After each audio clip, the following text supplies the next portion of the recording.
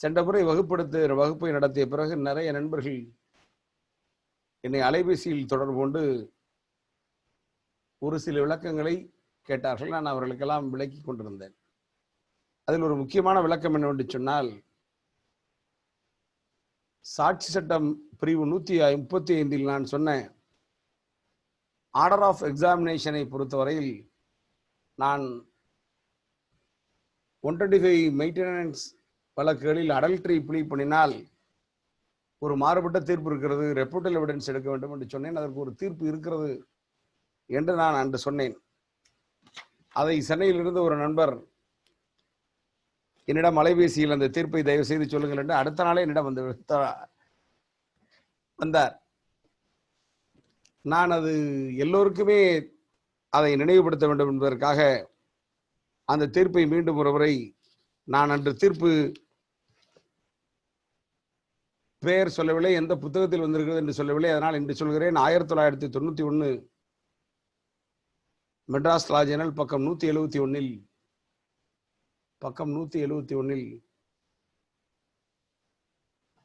செல்வமணி என்ற another versus Jeganathan என செல்வமணி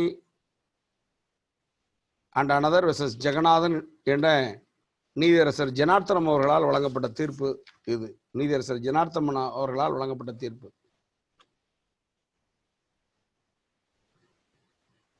அதில் தீர்வு முடிவு என்னவென்று சொன்னால், this allegation would amount to charging the first petitioner wife as living in adultery, possibly with view to negativate her claim for maintenance, in case the court comes to the conclusion that she was the legally wedded wife of the respondent. In such circumstances, the respondent alone should have been allowed to adduce evidence first in point of time, before the first petitioner wife was given an opportunity to let in any evidence or on our behalf. இதுதான் இந்த வழக்கினுடைய தீர்முடிவுகள். அதாவது அயல்புணர்வில் மனைவி வாழ்ந்து கொண்டிருக்கிறார் என கட்சியை முன்வைக்கிற சந்தர்ப்பத்தில் கணவரை சாட்சியம் எடுக்க முதலில் அனுமதிக்க வேண்டும். அந்த அயல்புணர்வு என்கிற கட்சியை மறுப்பதற்கு சரியான வாய்ப்பை அவருக்கு அளிக்கிற விதத்தில் இந்த ஆர்டர் ஆஃப் எக்ஸாமினேஷன் இருக்க வேண்டும் என சொல்லுகிற தீர்ப்பு அது. அடுத்து நான் மற்றொரு தீர்ப்பு சொன்னேன். எவிடன்ஸ் ஆக்ட் 136 சொல்லும்போது admissibility can be decided by the court. admissibility can be decided by the court என சொல்லி நான் நீதித்துறை ஜுடிஷியல் நீதிமன்றத்தில் ஒரு செக் கேஸில் கம்ப்ளைண்ட் நடத்தினேன். அப்போ எதிர் செயலில் ஒரு 91 ஒரு 311 போட்டாங்க.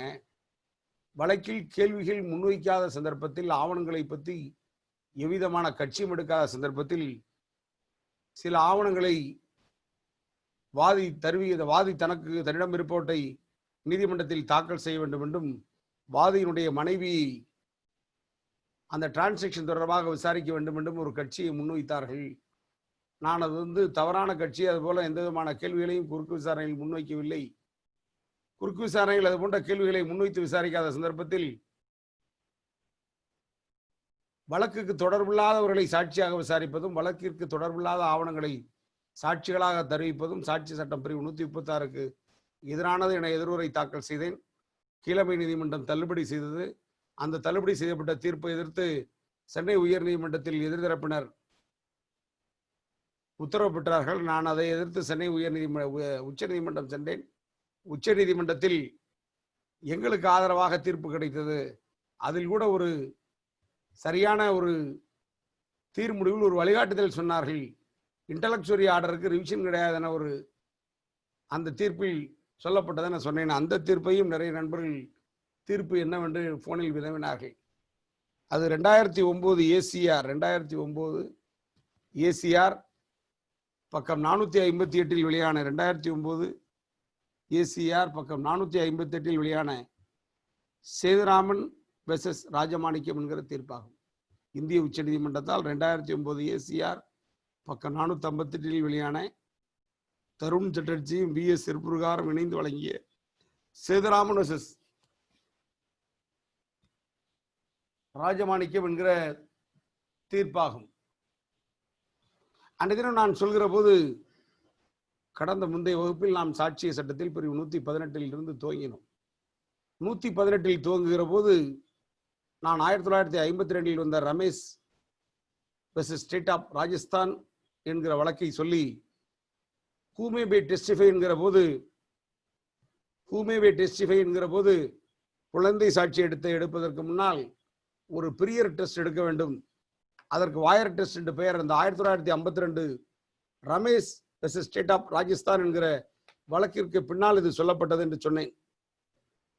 தற்போது 2019 வெளியான கிரிமினல் ரூல்ஸ் ஆஃப் பிராக்டிஸில் 2019 வெளியான கிரிமினல் ரூல்ஸ் ஆஃப் பிராக்டிஸில் 1/1/2020 அமலுக்கு வந்திருக்கிற அந்த கிரிமினல் ரூல்ஸ் ஆஃப் பிராக்டிஸில் விதி 41 என்ற ஒரு விதியை வைத்திருக்கிறார்கள். விதி 41 என்ற ஒரு விதியை வைத்திருக்கிறார்கள். அந்த விதியில் 41 என்ன சொல்கிறது என்று சொன்னால், competence of witnesses. The court may test the competence of witnesses under section 118 of the Evidence Act by holding a summary inquiry. அதாவது யார் யாரெல்லாம் சாட்சியம் அளிக்கலாம், சாட்சிகள் இளம் வயது, வயது மூப்பு, மனதாலோ உடலாலோ மனநிலை பாதிக்கப்பட்டு கேட்கிற கேள்விகளுக்கு சரியான பதிலை தர இயலாமல் இருக்கிற சாட்சிகள் எல்லாம் சாட்சியம் அளிக்கிறது தடுக்கப்படுகிறார்கள் என பிரிவு 118 சொன்னேன். அந்த 118க்கு 2019 வழிவகுக்கப்பட்ட குற்றவியல் விசாரணை நடைமுறை விதியில் பிரிவு 41 the court may test the competence of witnesses under section 118 of the Indian Evidence Act by holding a summary inquiry என்று பிரிவு வைத்திருக்கிறார்கள். அதே சாட்சி சட்டத்தில் அதே குற்றவியல் விசாரணை நடைமுறை விதியில் பிரிவு 50 விதி 50 procedure for examination of child victim அந்த போஸ்கோ சட்டத்தில் திருத்தம் வந்த பிறகு a screen or some such arrangements may be made where the victim or witnesses do not directly see the accused.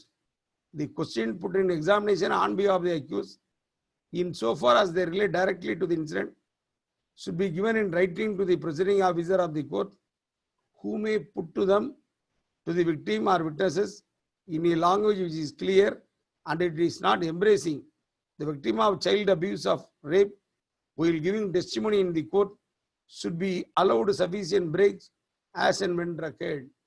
உச்சநீதிமன்ற தீர்ப்பான Sakshi versus union of India வழக்கு பல வழக்குகளில் சொல்லப்பட்ட தீர்முடிவுகளை பின்னால் சைல்டு ரேப்பில் எல்லாம் அமெண்ட்மெண்ட் வரும்போது இந்த போஸ்கோ ஆக்ட் வந்த பிறகு பிரிவு 50 procedure for examination of child victim break கொடுக்கணும், எதிரி பாதிக்கப்பட்ட குழந்தை பாதிக்கக்கூடாது, ஸ்கிரீன் அடிக்கணும், இதற்கிடையில் கேள்விகளை எழுதித்தான் அதை ப்ரொசீடிங் ஜட்ஜி படிச்சுட்டு கேட்கணுங்கிற வழிமுறைகளை எல்லாம் நடைமுறை விதியாகவே கொண்டு வந்து விட்டார்கள். இப்போ அதோடு இல்லாமல் பிரிவு 51 recording of evidence through video conference, அந்த விதி 51 என்ன சொல்லுதுன்னா, சாட்சியத்தை the court may record the evidence of witnesses through video conferencing. After recording the reasons, the court may at judicial discretion adopt a fair and just procedure, ensure that witnesses whose evidence is recorded through video conferencing is not tutored to give answers, after ensuring that the witness is not a company of anybody at the time. Such evidence shall be recorded in the presence of the accused or his advocate. The evidence of witnesses shall be typed contemporaneously and shall be read over to the witnesses at the end of the deposition. Thereafter the judge shall certify, take down by me, before me, interpreted, read over to the witnesses and admitted him by correct and சொல்லி. It is also permissible for the court to adopt the above procedure where a witness is in case a prisoner in another case. அதாவது சாட்சி குழந்தையா இருக்கிறப்ப, சாட்சி வேற ஜெயிலில் இருக்கிறப்ப video கான்ஃபரன்சிங்கில் எவிடன்ஸை record பண்ணலாம் அப்படின்னு சொல்லி பிரிவு 51 குற்றவியல் விசாரணை நடைமுறை விதியில உள்ள வந்துருச்சு. இப்ப நம்ம 135 பார்க்கிற போது நான் ஏற்கனவே 135 சொன்னேன். இப்ப அந்த ஆர்டர் ஆஃப் எக்ஸாமினேஷனை பொறுத்த வரைக்கும்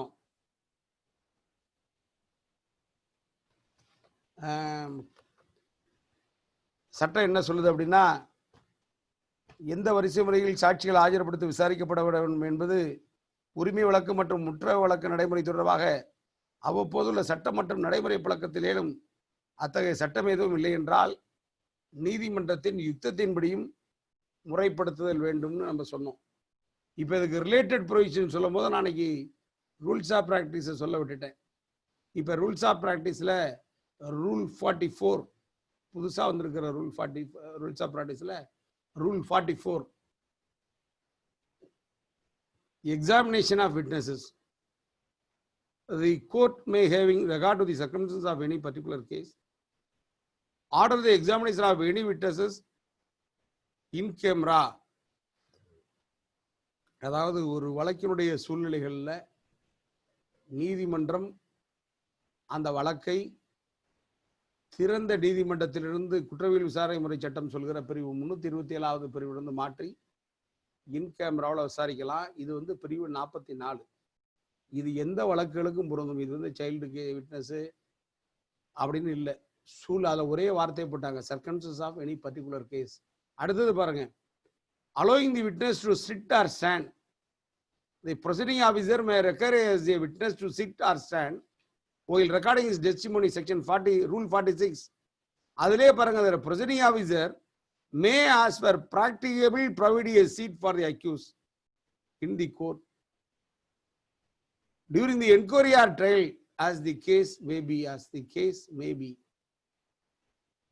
The proceeding officer may, as per practicable, provide a seat for the accused in the court during the inquiry or trial as the case may be.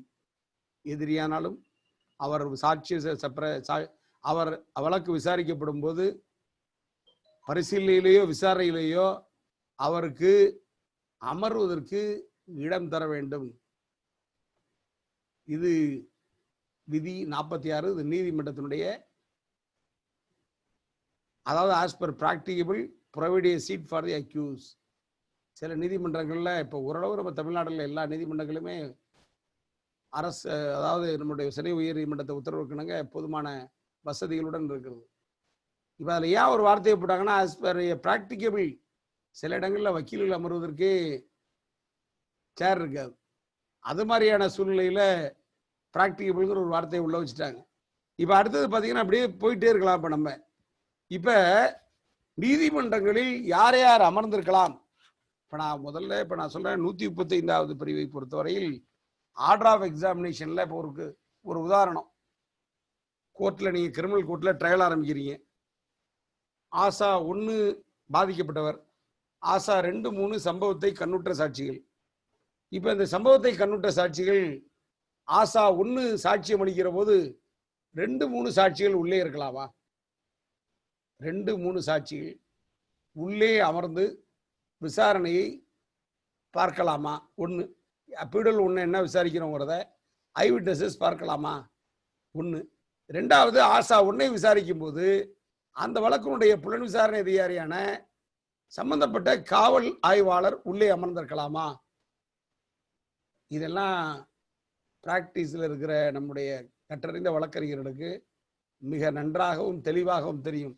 எப்படி நன்றாகவும் தெளிவாகவும் தெரியும்னா, கிரிமினல் ட்ரையல்ல ஆசா 1 விசாரிக்கும் போது 2 and 3 ஐ விட்னஸாக இருக்கிற விட்னஸ் நம்பர் 2 and 3 உள்ள அனுமதிக்க மாட்டோம். ஏன் அனுமதிக்க மாட்டோம்னா, பிடல் 1 விசாரிச்ச பிறகு சில நீதிபதிகள் வழக்கறிஞர்கள், அதாவது ட்ரையல் நடத்துகிற வக்கீல் ஜட்ஜிகிட்ட சொல்லி பிடல் 1 உள்ள இருக்கட்டும், 2, 3 முக்கியமான சாட்சியை விசாரிச்சதுக்கு அப்புறம் அவரை வெளியில் அனுப்பலான்னு ரிக்வெஸ்ட் பண்ணுவோம். ஏன்னா டிஃபென்ஸில் கேட்குற கேள்வியை இன்னென்ன கேள்வியை கேட்குறாங்கிறத அவங்கள்ட்ட போய் சொல்லி கொடுத்தா ஆன்சர் வரும் அப்படிங்கிறதுனால. இப்போ இதுக்கு ஏதாவது சட்டத்தில் விதிகள் இருக்கிறதா, சட்டத்தில் பிரிவுகள் இருக்கிறதா என்று பார்த்தால், சாட்சி சட்டம் பிரிவு 135 சொல்லப்பட்டதை தவிர வேறு எங்கேயாவது சொல்லப்பட்டிருக்கிறதா என்றால் வேறு எங்கேயும் குற்றவியல் விசாரணை நடைமுறை விதிகளில் சொல்லப்படலை. இதற்கு முன் தீர்ப்புகள் இருக்கின்றன. இதுல ரொம்ப புகழ்பெற்ற தீர்ப்பு என்னன்னா 1966ஆம் ஆண்டு கிரிமினல் லா ஜர்னல் பக்கம் 1445 வெளியான பக்கம் 1445 வெளியான doctor Kasi Iyer versus state of Kerala, doctor Kasi Iyer versus state of Kerala என்கிற வழக்கில் திருவெண்டம் கேரளாவினுடைய தலைநகரான திருவெண்டத்தில் இந்த மாதிரி ஒரு செஷன்ஸ் கேஸ்ல சாட்சி விசாரிச்சுட்டு இருக்கும்போது இன்வெஸ்டிகேஷன் ஆபீசர் உள்ள உட்கார்ந்துருக்கிறார். அவரை அலோவ் பண்ணக்கூடாது, அவர் கோர்ட்ல இருக்கக்கூடாது சாட்சியை விசாரிக்கும் போது அப்படின்னு எதிர்த்தரப்பு வழக்கறிஞர் சொல்றார். நீதிபதி சொல்றாரு, அதுக்குன்னா ப்ரொசீஜர் இல்லைங்க, நீங்க சொல்றதுக்குன்னா ப்ரொசீஜர் இல்லை,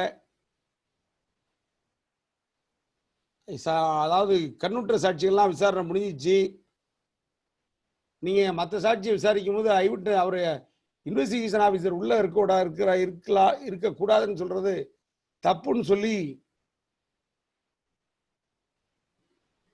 அவர் போட்ட மனுவை சொல்றாங்க. உடனே என்ன பண்றாரு வக்கீல், நான் ஒரு மனு போடுறேன், நீங்க அதுல ஒரு உத்தரவு போடுங்க அப்படிங்கிறார். உடனே வக்கீல் ஒரு மனு தரார், அதுல ஒரு தள்ளுபடி பண்ணி உத்தரவு போடுறார். The matter recap to the Kerala high court. Kerala ஹைகோர்ட்ல நீதியரசர் கோவிந்த மேனன் என்பவர்கிட்ட வருது. அந்த கோவிந்த மேனன்கிறவர்கிட்ட வரும்போது அரசு தரப்பு வழக்கில் இந்த வழக்கில் உள்ள எல்லா விஷயங்களும் முடிஞ்சு போச்சு, இப்போ ஒரு முக்கியமான விஷயம் இல்லை அப்படிங்கிறாங்க. பட் ஆஜரான வழக்கறிஞர் என்ன சொல்றாருன்னா, இது எதிர்காலத்தில் இந்த வழக்கறிஞர் தலைமுறைக்கு இந்த தீர்ப்பு ஒரு உதாரணமா இருக்கணும், அதனால நீங்க வழக்க மெரிட்லயே உத்தரவு போடுங்க அப்படிங்கிறாங்க. மெரிட்ல இந்த கேஸை டிசைட் பண்ணி என்ன உத்தரவு போடுறாங்கன்னா, இந்த வழக்கில் மெரிட்ல உத்தரவு என்ன போடுறாங்கன்னா, மெரிட்ல டிசைட் பண்ணி அரசு தரப்பு சாட்சியை விசாரிக்கின்ற போது அவ்வழக்கினுடைய புலன் விசாரணை அதிகாரி கோர்ட்ல இருக்கிறது மிகவும் தப்பு, மிகவும் தவறானது. அதனால அவர் ஆட்டோமேட்டிக்கா அவர் வெளியில போயிடணும். அவர் அரசு தரப்பு சாட்சிகளை விசாரிக்கும் போது அந்த வழக்கினுடைய புலன் விசாரணை அதிகாரியை உள்ள வச்சு விசாரிக்கிறது சாட்சிகளை பயமுறுத்துறது மாதிரி போயிடும். புரியுங்களா? இதை பல விஷயங்களை டீல் பண்ணியிருக்காங்க. இதுல சொல்லும் போது என்ன சொல்றாங்கன்னா, இன் லால்வானி வெர்சஸ் பிஜய் ராம் அந்த தீர்ப்புல பாரா 6ல that the universal practice in the courts in India that the witness should be called in one by one. No witnesses who is to give evidence should be present, but the deposition of a previous witnesses is being taken, and a breach of this rule may be termed an abuse of the process of the court, and therefore under section 151 CPC the court has inherent power. அதாவது civil procedure நடத்தும் போது 151ல inherent power இருக்கு. To prevent that abuse, and the court can order that such witnesses should not be heard as a witness. In Subbukaram Singh versus Kedarnath, a division bench of the same High Court held neither the 133 Evidence Act nor section 151 CPC could justify the refusal to examine the witnesses, even though it might affect the credibility of the witness. அப்படின்னு இந்த தீர்ப்புல தீர் முடிவுகள் சொல்லி இருந்தார்கள். இப்ப நாம் ஏற்கனவே சொன்னோம், இப்ப இதுக்கு என்ன பண்ணாங்கன்னா ஒரு அற்புதமான பிரிவு கிரிமினல் ரூல்ஸ் ஆஃப் பிராக்டிஸ்ல 47 வச்சுட்டாங்க. 47 வச்சுட்டாங்க. என்ன 47 வச்சிருக்காங்கன்னா, 2019 கிரிமினல் ரூல்ஸ் ஆஃப் பிராக்டிஸ்ல 47 ஒரு ரூலை வச்சுட்டாங்க. என்ன வச்சிருக்காங்கன்னா, certain departmental officer to be allowed to sit in the court. A police officer of and above the rank of, அதாவது காவல்துறை அதிகாரிகள்ல and the above the rank of the DSP, அதாவது DSP ரேங்குக்கு police அதிகாரிகள்ல above the rank of the DSP, assistant commissioner of police, and officer of the gazetted rank of the other departments, and an expert may sit beside the prosecuting officer. அதாவது prosecuting ஆபீசரான ப்ராசிக்யூட்டருக்கு பின்னாடி above the rank of the DSP, assistant commissioner of police உட்காரலாம்னு சொன்னதுக்கு அப்புறம் என்ன இப்ப அந்த பழைய பிரச்சனைக்குன்னா வழியே இல்லாம பழைய பிரச்சனைக்குன்னா வழியே இல்லாம ரூல்ஸ் ஆஃப் பிராக்டிஸ்ல ரூல் 47 அப்படின்னு ஒரு அற்புதமான பிரிவை தந்திருக்கிற நம்முடைய நீதியரசர்களுக்கு முதல்ல நம்முடைய நெஞ்சார்ந்த நன்றிதனை தெரிவித்துக் கொள்வோம். இப்ப 135 பார்த்துட்டோம். இன்னைக்கு நம்ம ஸ்ட்ரைட்டா 137 பார்ப்போம். 137 மிகவும் நாம் அன்றாடம் பயன்படுத்தி கொண்டிருக்கிற முதல் விசாரணை, குறுக்கு விசாரணை, மறு விசாரணை. நான் சமீபத்தில் ஒரு புத்தகத்தை வாசித்து பார்த்தேன். அது என்ன புத்தகம்னா, நம்முடைய மரியாதைக்குரிய கற்றறிந்த மூத்த வழக்கறிஞர், எண்ணற்ற நீதியரசர்களை, அரசு குற்றத்துறை வழக்கறிஞர்களை உருவாக்கி காட்டியவர், தன்னுடைய வாழ்க்கையே இந்த நீதித்துறைக்காக அர்ப்பணித்துக் கொண்டிருக்கிற ஒரு அற்புதமான மாமனிதர் சுகுமார் சார் ஒரு புத்தகத்தை வெளியிட்டிருக்கிறார். அது என்ன புத்தகம் என்று சொன்னால், and justice PN Prakash decided அப்படின்னு ஒரு புத்தகத்தை வெளியிட்டிருக்கிறார். அந்த புத்தகத்துல நீதியரசர் PN பிரகாஷ் கிட்ட ஒரு கேள்வி பதில் நிகழ்ச்சியாக ஜஸ்டிஸ் PN பிரகாஷ் அவர்களுடன் ஒரு உரையாடல்னு போட்டு ஒரு கேள்வியை அவரிடம் முன்வைத்திருக்கிறார்கள். அது என்ன கேள்வின்னா, நீங்கள் பல வெளிநாட்டு நீதிமன்றங்களுக்கு விசிட் செய்துள்ளீர்கள். எந்த வெளிநாட்டு நீதிமன்றம் உங்களுக்கு மிகவும் பிடித்தது, ஏன் அப்படின்னு ஒரு கேள்வியை வைக்கிறாங்க. அதுக்கு நீதியரசர் PN பிரகாஷ் ஒரு பதில் சொல்லியிருக்கிறார். அந்த பதிலை நான் தயவு செய்து ஒவ்வொரு வழக்கறிஞர்களும் நம் எதிர்காலத்தில் இப்படி இருக்கணும் அப்படிங்கிறத தெரிஞ்சுக்கிறதுக்கான நான் அந்த பதிலை உங்களுக்கு வாசிச்சு காமிக்கிறேன். இப்ப அந்த பதில் என்ன சொல்லியிருக்காருன்னா, நான் ஸ்காட்லாந்தில் பார்த்த ஒரு கிரிமினல் வழக்கு. அந்த வழக்கில் குற்றவாளி 10 வருடங்களுக்கு முன்பு சில பெண்களுக்கு பாலியல் தொல்லை கொடுத்ததாக குற்றச்சாட்டு. அதில் ஒரு சாட்சியை குறுக்கு விசாரணை செய்ய பெண் வழக்கறிஞர் ஒருவர் தான்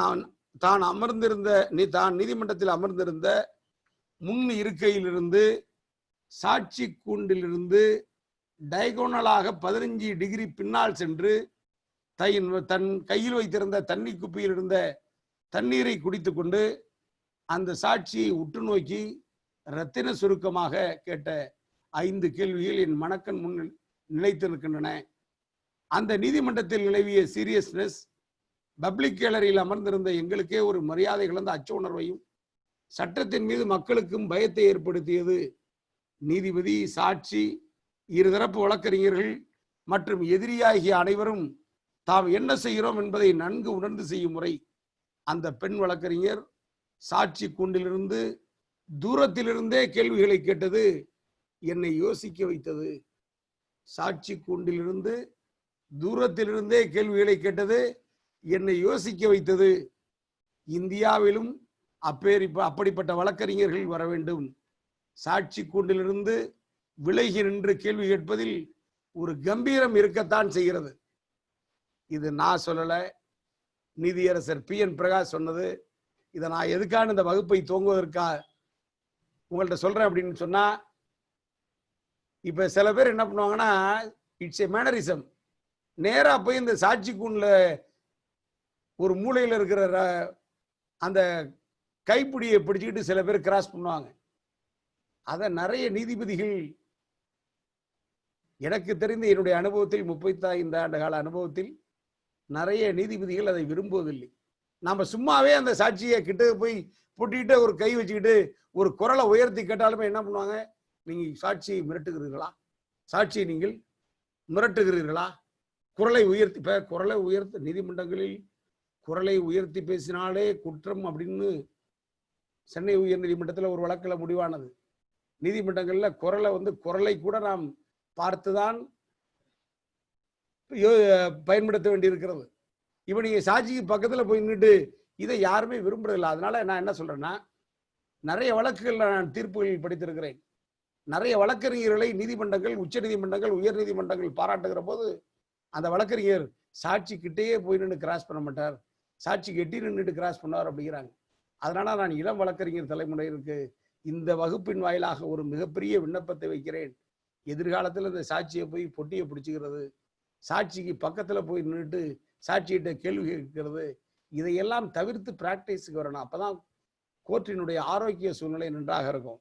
இப்ப நம்ம பிரிவு 137 பார்ப்போம். Examination in chief.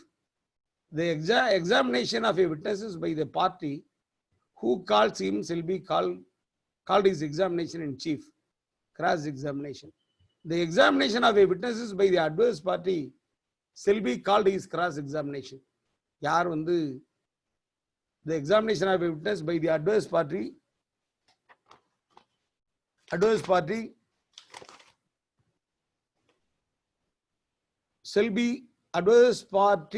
shall be called his cross examination, re-examination.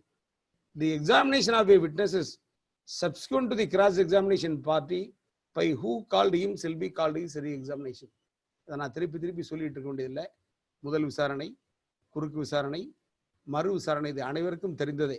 இப்ப அடுத்தது order of examination 138. Order of examination. Witnesses shall be first examination in chief. Then, if the adverse party so desire cross-examine, then if the party calling him so desire re-examine. இப்ப the examination and cross-examination, நல்ல வார்த்தையை கவனிக்கணும். சாட்சிய சட்டத்தை இயற்றிய வல்லுநர்கள் என்ன வார்த்தையை போட்டிருக்காங்க பாருங்க. சாட்சிய சட்டத்தை இயற்றிய வல்லுநர்கள் என்ன வார்த்தையை போட்டிருக்காங்க பாருங்க. I again read over the provision. The examination and cross-examination must relevant to the facts. The examination and cross-examination must relevant to the facts. வார்த்தையை நல்லா கவனிக்கணும். Must relevant facts. But the cross-examination, அடுத்த வார்த்தையை கவனிக்கணும். அதுக்கு அடுத்த வார்த்தையை நிறைய நீதிபதிகள் சொல்வார்கள், கோர்ட்ல நம்ம கிராஸ் பண்ணிட்டே இருக்கும்போது எவ்வளவுதான் கைதேர்ந்த வழக்கறிஞர்களாக இருந்தாலும் நேரிட்டு ஒரு சாட்சிட்டு ஒரு கேள்வி கிட்ட நம்ம ஆன்சர் வாங்கிட முடியாது. நம்ம அதை ஒரு ஆன்சரை வாங்குறதுக்கு ஒரு 2 கேள்வியை வேற கேள்வியை கேட்டுதான் 3வது கேள்வியை அந்த கேள்வியை புட்டப் பண்ணுவோம். உடனே நீதிபதிகள் சொல்வார்கள், நீங்கள் சாட்சி என்ன சொல்லி இருக்கிறாரோ அதற்குள் தான் கேள்வி கேட்க வேண்டும். சாட்சி என்ன சொல்லி இருக்கிறாரோ அதற்குள் தான் கேள்வி கேட்க வேண்டும். நீங்கள் எல்லை மீறுகிறீர்கள். நீங்கள் எல்லை மீறினா எப்படி?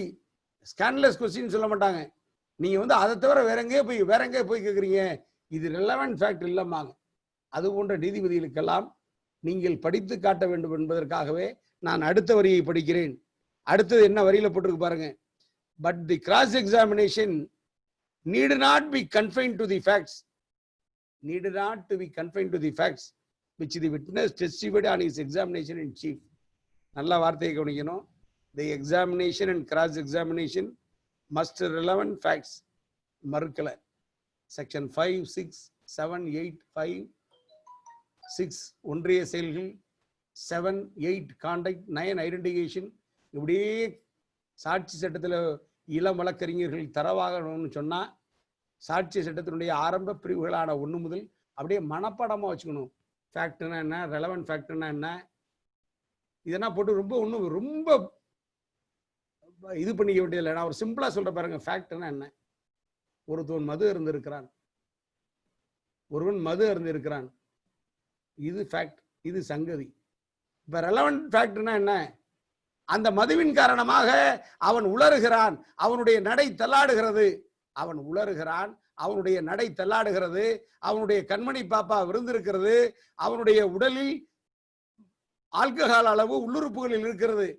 இதென்னாங்க தொடர்புடைய பொருண்மை. இதென்னா அதாவது சாட்சி சட்டத்தை புரிந்து படித்தால் அது எளிது. சில பேர் வந்து நம்ம புரிஞ்சுட்டு படிக்கணும். இப்ப செக்ஷன் 5, 6 பல வழக்குகளில் நமக்கு உதவும். எல்லா வழக்கறிஞர்களுக்கும் சாட்சி சட்டத்தில் இருக்கிற அத்தனை பிரிவுகளுமே நமக்கு ட்ரையல்ல உதவும். இப்ப பாருங்க என்ன வார்த்தை போட்டிருக்காங்க பாருங்க. The examination and cross examination must relevant to relevant facts, but the cross examination need not be confined to the facts to which the witnesses testified on his examination in chief. இந்த 2வது லைனை சில நீதிபதி விட்டுருவாங்க. Sir நீங்க வந்து relevancy of ஃபேக்ட்டுக்கு வாங்கம்மாங்க. அதாவது அதே டயத்தில் நம்ம வந்து தொடர்புடைய சங்கதிகளுக்கு தான் கேள்விகள் கேட்கணும். தொடர்புடைய ஃபேக்ட்டுக்கு தான் நம்ம கேள்விகள் கேட்கணும், மறுப்பதற்கு இல்லை. இப்ப பாருங்க, அடுத்தது direction of reexamination. The reexamination shall be, நல்ல வார்த்தை கவனிக்கணும்.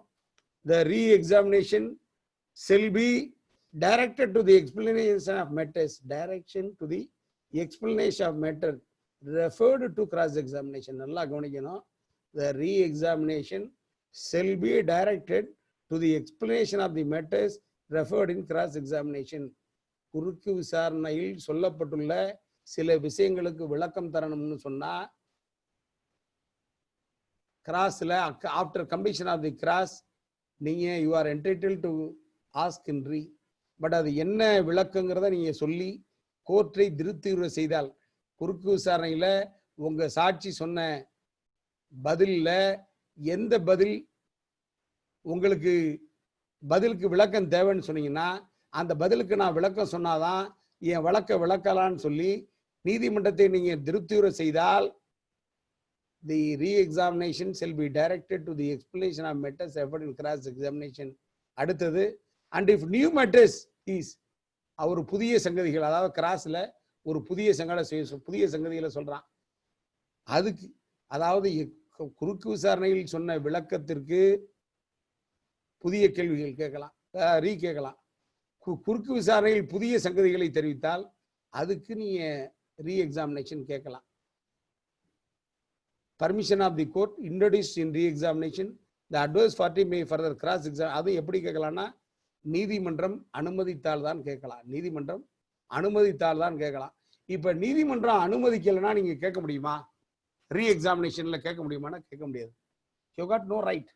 நீங்க வேணா அதன் பேர்ல ஒரு ரிவிஷன் போய் மேலமை நீதிமன்றங்கள்ல இந்த கேள்வியை கேட்க எனக்கு அனுமதிக்கல கீழமை நீதிமன்றம், அதனால இந்த கேள்வி சட்டப்பூர்வமான குறுக்கு விசாரணையில சாட்சி சொன்ன விளக்கத்தை, அது சாட்சி சொன்ன பதிலுக்கு எங்களுடைய விளக்கமாக இருக்க வேண்டிய கேள்வி, சாட்சி சொன்ன புதிய தகவலுக்கு விளக்கமாக இருக்க வேண்டிய பதில்னு நீங்க நிரூபிச்சுட்டு வந்தாதான்.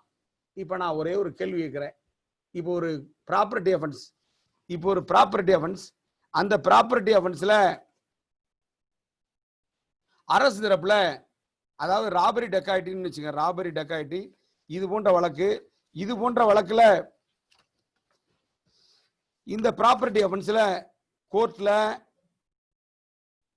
சாட்சி விசாரிக்கும் போது, முதல் விசாரிக்கும் போது அந்த இறந்து போன பார்ட்டியோட பொண்ணு இறந்து போனவருடைய நகைகளை மார்க் பண்ணல, காது நகைகள் இதெல்லாம் மார்க் பண்ணல, ஷீஃப்ல விட்டுறாங்க, கிராஸ் முடிஞ்சிருது. ரீல மார்க் பண்ணலாமா?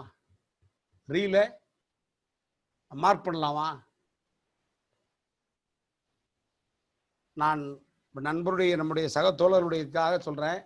இப்ப நான் திருப்பி மீண்டும் ஒரு வாட்டி சொல்றேன். ஒரு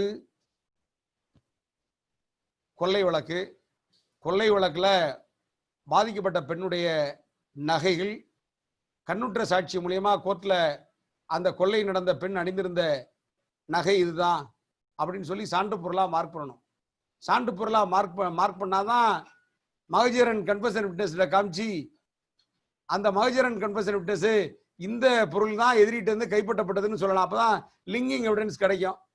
இப்ப பியூடல் ஒன்னுட்ட மார்க் பண்ண விட்டுறார் அரசாங்க வக்கீல். நான் சொல்றது கிரிமினல் ட்ரையல்ங்கிறது எவ்வளவு முக்கியம். அது அரசாங்க வக்கீலா இருந்தாலும் சரி, எதிர் வக்கீலா இருந்தாலும் சரி, கோர்ட்டாக இருந்தாலும் சரி, எவ்வளவு பெரிய முக்கியமா இருங்க. இப்ப ப்ராசிக்யூட்டர் விட்டுறார், மறந்துடுற சந்தர்ப்பத்துல கோர்ட் ரீல இல்ல பரவாயில்லங்க, நீங்க ரீல மார்க் பண்ணீங்க, அந்த நகையெல்லாம் மார்க் பண்ணீங்க அப்படின்னு சொல்லி சான்று பொருள் 1, 2 அப்படின்னு ரீல குறியீடு செய்யலான்னா, அந்த மாதிரி குறியீடு செய்தது சட்டப்படி தப்புன்னு சொல்லி இந்திய உச்ச நீதிமன்றம் சொல்லுது. 2009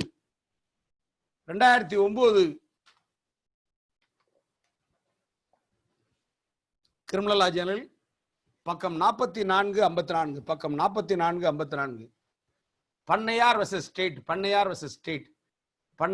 ஸ்டேட். இப்ப சமீப காலங்கள்ல நம்மளுடைய பண்ணையார் வெர்சஸ் ஸ்டேட்,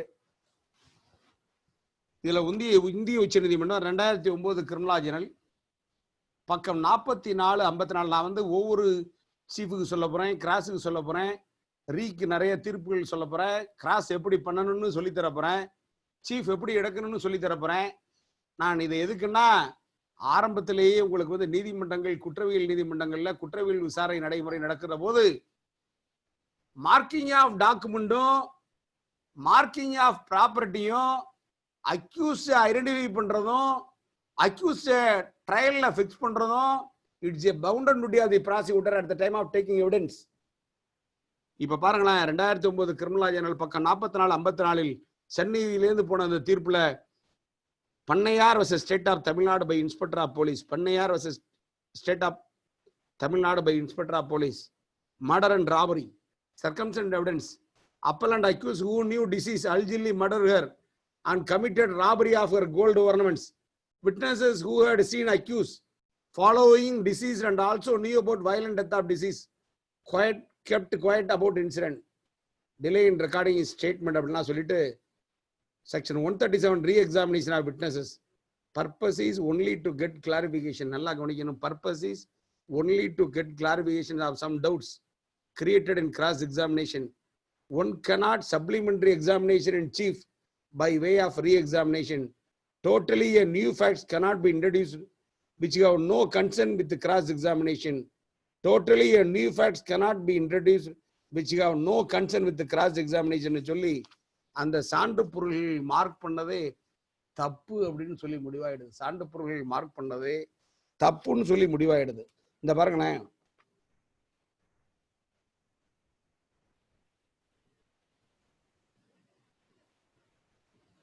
தப்புன்னு முடிவாயிடுது.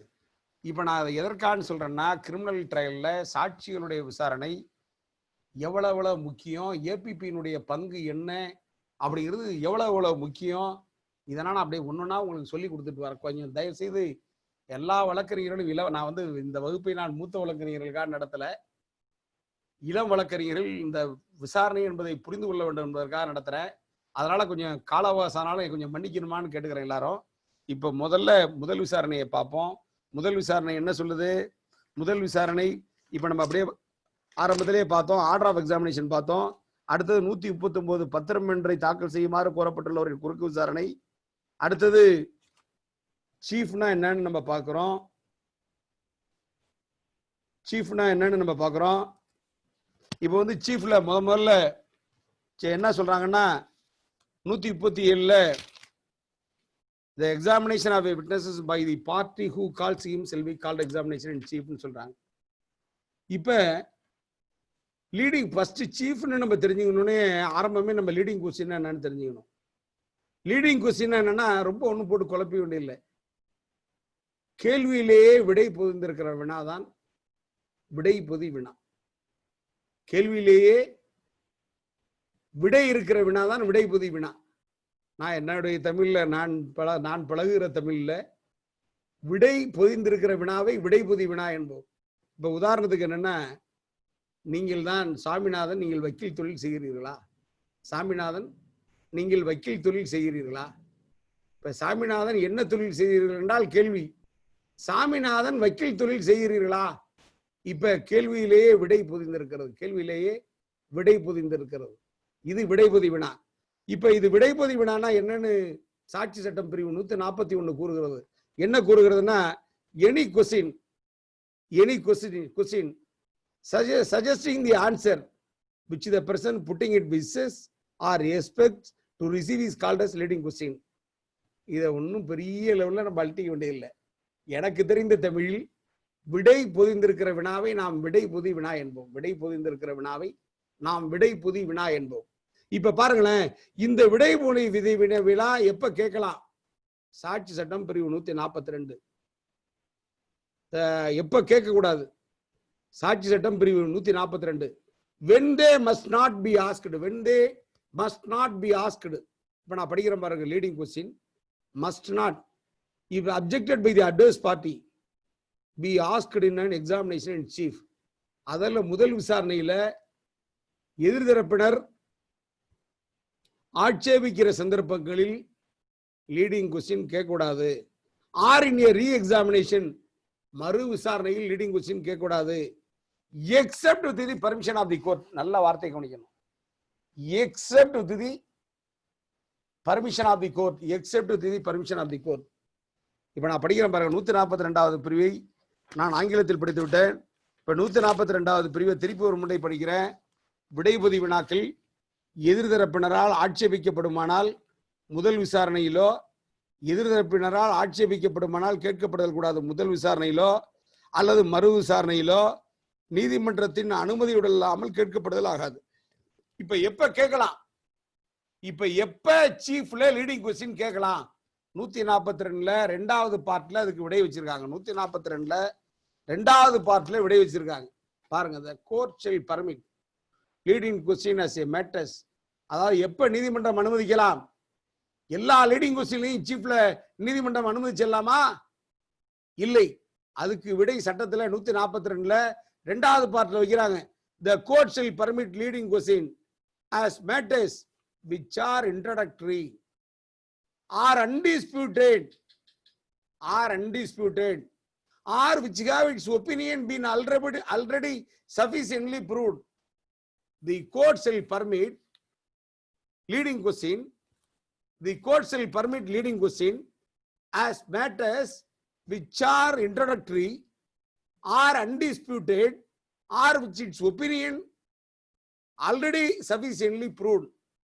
முன்னுரையாக உள்ள அல்லது மறுக்கப்படாத, முன்னுரையாக உள்ள அல்லது மறுக்கப்படாத அல்லது தன் கருத்தின்படி ஏற்கனவே போதுமான அளவில் மெய்ப்பிக்கப்பட்டிருக்கின்றனவையாக உள்ள விஷயங்கள் பற்றிய விடைபதி வினாக்களை நீதிமன்றங்கள் அனுமதித்தல் வேண்டும். இப்ப வாட் இஸ் மீன் இன்ட்ரோடக்டரி? வக்கீல் சாமிநாதனாகிய நான் மன்னார்குடி வடக்குடம்புக்கு தெருவில் வசித்து வருகிறேன். This is introductory. இப்ப ஒரு சாட்சி சொல்ல நான் படிச்சு சாட்சி சொல்லிடுறேன். நான் சாட்சி ஆரம்பிக்கிறதுக்கு முன்னாடி வக்கீல் சாமிநாதனாகிய நான் வக்கீல் தொழில் பண்றேன், மன்னார்குடி வடக்குடம்புக்கு தெருவில் வசித்து வருகிறேன். தட் இஸ் கால் என்னை பத்தி இன்ட்ரோடக்டரி. இப்ப அரசாங்க வக்கீல் சாட்சியிட்ட பார்த்து, சாட்சி சாமிநாதன் அவர்களே, நீங்க வக்கீல் தொழில் பண்றீங்க, மன்னார்குடி வடக்குடம்புக்கு தெருவில் வசிக்கிறீங்கன்னா, தட் இஸ் கால்டு இன்ட்ரோடக்டரி. தெரியுங்களா? இப்ப இதுல போய் சார் நீங்க லீடிங் கொஸ்டின் கேக்குறீங்க, லீடிங் கொஸ்டின் கோர்ட் அனுமதி கூடாது, வக்கீல் ஆட்சேபனை பண்ண முடியுமா? நோ. ஏன்னா 142 இட்ஸ் வெரி கிளியர். 142ல வெரி கிளியர். இன்னும் சொல்ல போனால் இன்ட்ரோடக்டரி என்பது இத்தனாம் தேதி இத்தனை மணிக்கு நீங்க எங்க போனீங்க தெரியுங்களா? நல்ல புத்திசாலியான ப்ராசிக்யூட்டரா இருந்தா இன்ட்ரோடக்டரியில சொல்லிடுவாங்க. இப்ப அடுத்தது பாருங்க, மறுக்கப்படாத விஷயங்கள். அன்டிஸ்பியூட்டட் மேட்டர்னா என்ன? வக்கீலானா எல்லாருக்குமே தெரியும். இப்ப நம்ம மெயின்டெனன்ஸ் கேஸ் நடத்துறோம். உதாரணத்துக்கு நான் சொல்லுவது எல்லாமே உதாரணங்கள் தான். இப்ப மெயின்டெனன்ஸ் கேஸ் நடத்துறோம். இப்ப கணவனுக்கும் மனைவிக்கும், மனைவியிடம் கணவனிடம் மனைவி ஜீவனாம்ச கேட்கலாம். இப்ப மனைவிக்கும் கணவனுக்கும் திருமணத்தை ஒத்துக்கிட்டு கவுண்டர் போட்டிருக்கோம். Now we have not disputed the marriage. இப்ப it is undisputed matter. இப்ப விசாரணை துவங்குவதற்கு முன்பு எதிர்மனதாரர் உங்களுடைய கணவர், இது அன்டிஸ்பியூட்டட் மேட்டர் இல்லைங்க. இத்தனை 12/2/31/1986 அன்று 31/1/1986 அன்று மன்னாருடைய ராஜகோலசாமி திருமண கோயிலில் உங்களுக்கு திருமணம் நடைபெற்றது. இது அன்டிஸ்பியூட்டட் மேட்டர் தானே? இதை சீஃப்ல லீடிங்ல கேட்க கோர்ட் அனுமதிக்கலாம். இப்ப அடுத்தது பாருங்க, அடுத்ததுதான் கொஞ்சம் நம்மளை சாவடிக்கிறது. எப்படி நம்மளை சாவடிக்கிறதுனா, மூணாவது இது என்ன பாருங்க, நீதிமன்றத்தினுடைய ஒப்பீனியன்ல ஆல்ரெடி சஃபிஷியன்ட்லி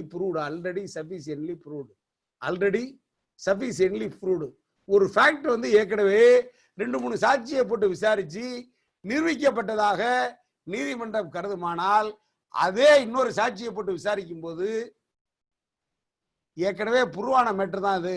அதுக்குதான் அவர் எவிடன்ஸ் சொல்றாரு, நீங்க லீடிங்கா கேளுங்க அப்படின்னு சொல்லி அனுமதிச்சிடலாம். Sufficiently proved. ஆக முதல் விசாரணையில, அதாவது விடைபதி வினாக்களை முதல் விசாரணையில எப்ப கேட்கலாம் அப்படிங்கிறத நம்ம 142 சப் கிளாஸ் 2ல சீஃப்ல எப்ப கேட்கலாம்னு பார்த்தோம். இப்ப அடுத்தது 143ல மிக தெளிவா சொல்லிட்டாங்க. என்ன சொல்லிட்டாங்கன்னா, விடைபொதி வினாக்கள் குறுக்கு விசாரணையில் கேட்கப்படலாம்.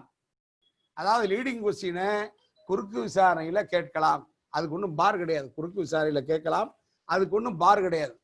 143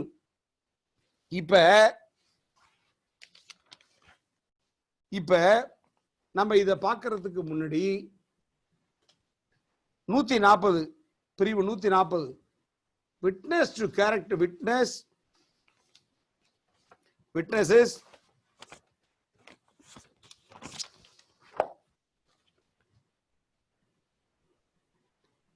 character may be cross examined and re examined. அதாவது சாட்சியினுடைய குணநலன்களை witnesses to character may be cross examined and re examined. விட்னஸோட குணநலன்களை குறுக்கு விசாரணையில் கேட்கப்படலாம், மறு விசாரணையிலும் கேட்கப்படலாம் அப்படின்னு சொல்றாங்க. witnesses to character. இப்ப நான் 142வது பிரிவுக்கு வருவதற்கு முன்னால் 142வது பிரிவை ஆரம்பிப்பதற்கு முன்னால் 142வது பிரிவுக்குள்ள சாட்சிகளுடைய குணநலன்களை பொறுத்தவரைக்கும் சில அமெண்ட்மெண்ட்ஸ் வந்திருக்கு.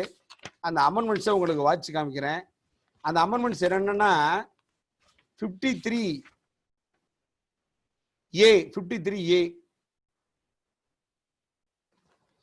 53A எவிடன்ஸ் ஆக்ட்ல 53A. I read over again for 53A.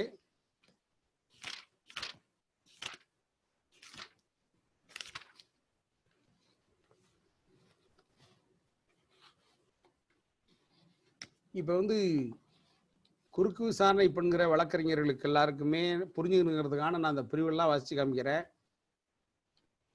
Cross examination என்பது ஒரு ஆர்ட். இப்ப இதெல்லாம் தெரிஞ்சுக்கிட்டாதான் நம்ம குறுக்கு விசாரணை எப்படி பண்ணலாம்னு தெரியுங்கிறதுக்காக உங்களுக்கு எல்லாம் விளக்கு விதத்தில் நான் அந்த பிரிவுகளை எல்லாம் படித்து காண்கிறேன். இந்திய சாட்சி சட்டம் பிரிவு 53 இன் criminal cases previous good character relevant. In criminal proceedings, the fact that the person of accused of a good character is relevant. நல்லா கவனிக்கணும். சாட்சி சட்டத்தை எழுதியவர்கள் எப்படி எழுதியிருக்காங்க பாருங்க, எதிரிக்கு எவ்வளவு நல்லது பண்ணியிருக்காங்க பாருங்க. In criminal proceedings, the fact the person accused is of a good character is relevant. உங்க எதிரி மிகவும் யோக்கியவான், உங்க எதிரி மிகவும் குணநலன்களில் அற்புதமான மனிதர், நீங்க இந்த ஃபேக்டை எவிடன்ஸா விடலாம். என்னுடைய எதிரியானவர் அப்பழுக்கற்றவர், மிகவும் நேர்மையானவர். In criminal cases, previous good character relevant. But at the same time, evidence actல 53A ஏற்கனவே சாட்சி சட்டத்தில் இருந்த 140ல witnesses to character may be cross examined அப்படின்னு சொன்ன அந்த பேராவை, அந்த 140 53A என்ன வச்சாங்க பாருங்க. இது அமெண்டட் ஆனது 3/2/2003 அமெண்டட் ஆனது, 3/2/2013 அமெண்டட் ஆனிச்சு. என்ன அமெண்டட் ஆயிருக்கு படிச்சு காமிக்கிறோம் பாருங்க. In a prosecution for an offense under section 354, section 354A, 354B, 354C, 354D, 376, 376A, 376AB, 376B, 376C, 376D, section 376DA, 376DB, 376E of the Indian Penal Code for attempt to commit any such offense. Where the question of concern is in நல்லா கவனிக்கணும். For the question of concern is an issue, evidence of the character of the victim or such a person's previous sexual experience with any person shall not be relevant. என்ன sir, என்ன 2013 நம்முடைய சட்ட வல்லுநர்கள் வச்சிருக்கிற amendment மேலே சொன்ன குற்றங்களுக்கெல்லாம் சாட்சியினுடைய குணநலன்கள், பாதிக்கப்பட்டனுடைய முந்தைய sexual experience, வேற யாருடையாவது இருக்கிறதெல்லாம் not to be relevant on the issue of such concern or the quality of such concern. பாத்தீங்களா, ஒரு பெண்ணு பழைய முந்தைய எக்ஸ்பீரியன்ஸ் தப்பான வழியில நடந்திருந்தாலோ தப்பான போயிருந்தாலோ we cannot ask in right manner. தெரியுங்களா, சாட்சியினுடைய குணநலன்களை மேற்கொண்ட 354 ஏல இருந்து டி வரைக்கும், 376 ஏல இருந்து இ வரைக்கும், நீ இந்த மாதிரி குணமுடைய பெண்ணுமா, நீ இந்த மாதிரி குணமுடைய பொண்ணு, நீ பொய்யா கேஸ் கொடுத்திருக்கிற, கட்சி வைத்து விசாரிக்க முடியுமா? 53 ஏல அமெண்ட்மெண்ட் வந்ததுக்கு அப்புறம் நம்ம அந்த அம்மாவோட குணநலன்களை நம்ம கேள்வியா கேட்க முடியாது. நான் இதை எதுக்கான்னு சொல்றேன்னா, அந்த அமெண்ட்மெண்ட்டை புரிஞ்சு. அடுத்தது பாருங்க, section 54 previous character not relevant except in reply in criminal proceedings. The fact accused person has a bad character is irrelevant. சாட்சி சட்டத்தை முதல்ல ஒழுங்கா எழுதியிருக்காங்க. எப்படி எழுதியிருக்காங்க, நம்மளுடைய அக்யூஸ்டுக்கு இருக்கிற ப்ரீவியஸ் கேரக்டரை, அவருடைய குணநலன்களை நம்ம கேட்கலாம். அவர் அப்பழுக்கற்றவர். அவரோட பேடு கேரக்டரை கேட்க முடியாது. அவருடைய பேடு கேரக்டரை ப்ராசிக்யூட்டரே நினைச்சாலும் கேட்க முடியாது. புரியுதுங்களா? 54ல in criminal proceedings the accused person has a bad character is irrelevant unless evidence has been given that he has a good character, in which case it becomes relevant. இதுக்கு என்ன ப்ரொவைடட் வரும்? ஒரு accuse previous case இருந்தா 75 ஐபிசிஎஸ் காமிச்சோம்னா இப்ப 54 அடிபடும். இப்ப எதுக்காக நீங்க புரிஞ்சுக்கிறதுக்காக நான் கிராஸ் எப்படி என்ன பண்ணணும்னு, எப்படி பண்ணணும் எப்படி பண்ணக்கூடாதுன்னு சொல்லி தரப்போறேன். கிராஸ் எப்படி பண்ணணும் எப்படி பண்ணக்கூடாதுன்னு நம்ம வகுப்புல நிறைய இன்னைக்கு புதிய விஷயங்கள் இருக்கிறது. இப்ப பாருங்களேன், இப்ப கிராஸ் எக்ஸாமினேஷனை பொறுத்த வரைக்கும் எப்படி இருக்கணும் எப்படி இருக்கக்கூடாது. இப்ப பாருங்களேன், கிராஸ் எக்ஸாமினேஷனை பொறுத்த வரைக்கும் 2004 1 சிடிசி பக்கம் 298, 2004 1 சிடிசி பக்கம் 298.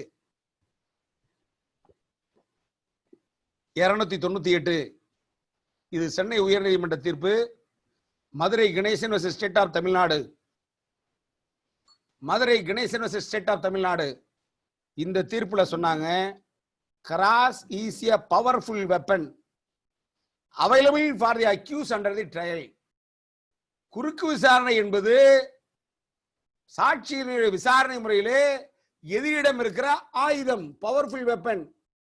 இது நான் சொல்ல, சென்னை உயர்நீதிமன்றம் 2004 1 சிடிசில பக்கம் 298 சொன்னிச்சு. இந்தியாவிலேயே புகழ்பெற்ற நீதியரசர், சாதுவாக இருந்தாலும் சாமியாராக இருந்தாலும், அவன் பிச்சை எடுப்பவனாக இருந்தாலும், நொடிப்பு நிலையராக இருந்தாலும், ஒருத்தன் நோட்டீஸ் விட்டு மஞ்சள் நோட்டீஸ் விட்டுட்டு போனாலும் கணவன் மனைவியை காப்பாற்ற வேண்டும் என்பது அறக்கடமை. 18 வயது நிறைவடைந்த குழந்தைகள் தாய் தந்தையரை காப்பாற்ற வேண்டும் என்பது அறக்கடமை. இந்த அறக்கடமையிலிருந்து யாரும் நான் சாதுவா போயிட்டேன், சாமியார் ஆயிட்டேன், பிச்சை எடுக்கிறவனா போயிட்டேன், நான் நொடிப்பு நிலையர் ஆயிட்டேங்கிற கட்சியை சொல்லி தப்பிக்க முடியாது என்று சொன்ன தீர்ப்பு வழங்கிய பெருமான். அது மட்டும் இல்ல, தமிழகத்துல உயர்நீதிமன்ற நீதிபதியாக இருந்தபோது இந்த பூட்டுக்கு பக்கத்துல போய் நின்றுட்டு பூட்டை ஆட்டினா, சந்தேகப்பட்டோம், தலையில முக்காடு போட்டிருந்தான், அதனால ரிமாண்ட் பண்றோங்கிற இதையே ஒழித்து உத்தரவிட்ட நீதியரசர். இவர் உச்ச நீதிமன்ற நீதிபதியாக இருந்தார். இவர் உச்ச நீதிமன்ற நீதிபதியாக இருக்கும்போது 1994 2 லா வீக்லி கிரிமினல் பேஜ் 422 ஒரு அற்புதமான தீர்ப்பை தந்தார். 1994 லா வீக்லி கிரிமினல் பேஜ் 422 ஒரு தீர்ப்பை தந்தார். அந்த தீர்ப்பு என்னன்னா, Kartar Singh versus state of Punjab. அந்த தீர்ப்புல அவர் சொன்னார், குறுக்கு விசாரணை என்பது ஒரு ஆசிட் டெஸ்ட் மாதிரி. குறுக்கு விசாரணை என்பது ஒரு ஆசிட் டெஸ்ட் மாதிரி. ஒரு எப்படி ஆசிட் டெஸ்ட்னு சொன்னார் அந்த தீர்ப்புல அவர் சொன்னார். அடுத்தது நான் பல தீர்ப்புகளை நாம் அப்படியே அள்ளி வீசிக்கொண்டே செல்லலாம். இப்ப நீங்க குறுக்கு விசாரணை பண்றீங்க, சாட்சிகிட்ட ஒரு முக்கியமான ஆஸ்பெக்ட்ல ஒரு கேள்வியை கேட்க விட்டுறீங்க. சாட்சிகிட்ட ஒரு முக்கியமான ஆஸ்பெக்ட்ல ஒரு கேள்வியை கேட்க விட்டுறீங்க. ஆமா, குறுக்கு விசாரணையில கேட்க விட்டுருவீங்க. நீங்க வந்து பை ஒமிஷன் மறந்துறீங்க முக்கியமான சாட்சி. இப்ப அந்த சாட்சிகிட்ட அந்த கேள்வியை கேட்டிருந்தா அந்த வழக்கையே திசை திருப்பக்கூடிய கேள்வியாக அது இருக்கலாம்.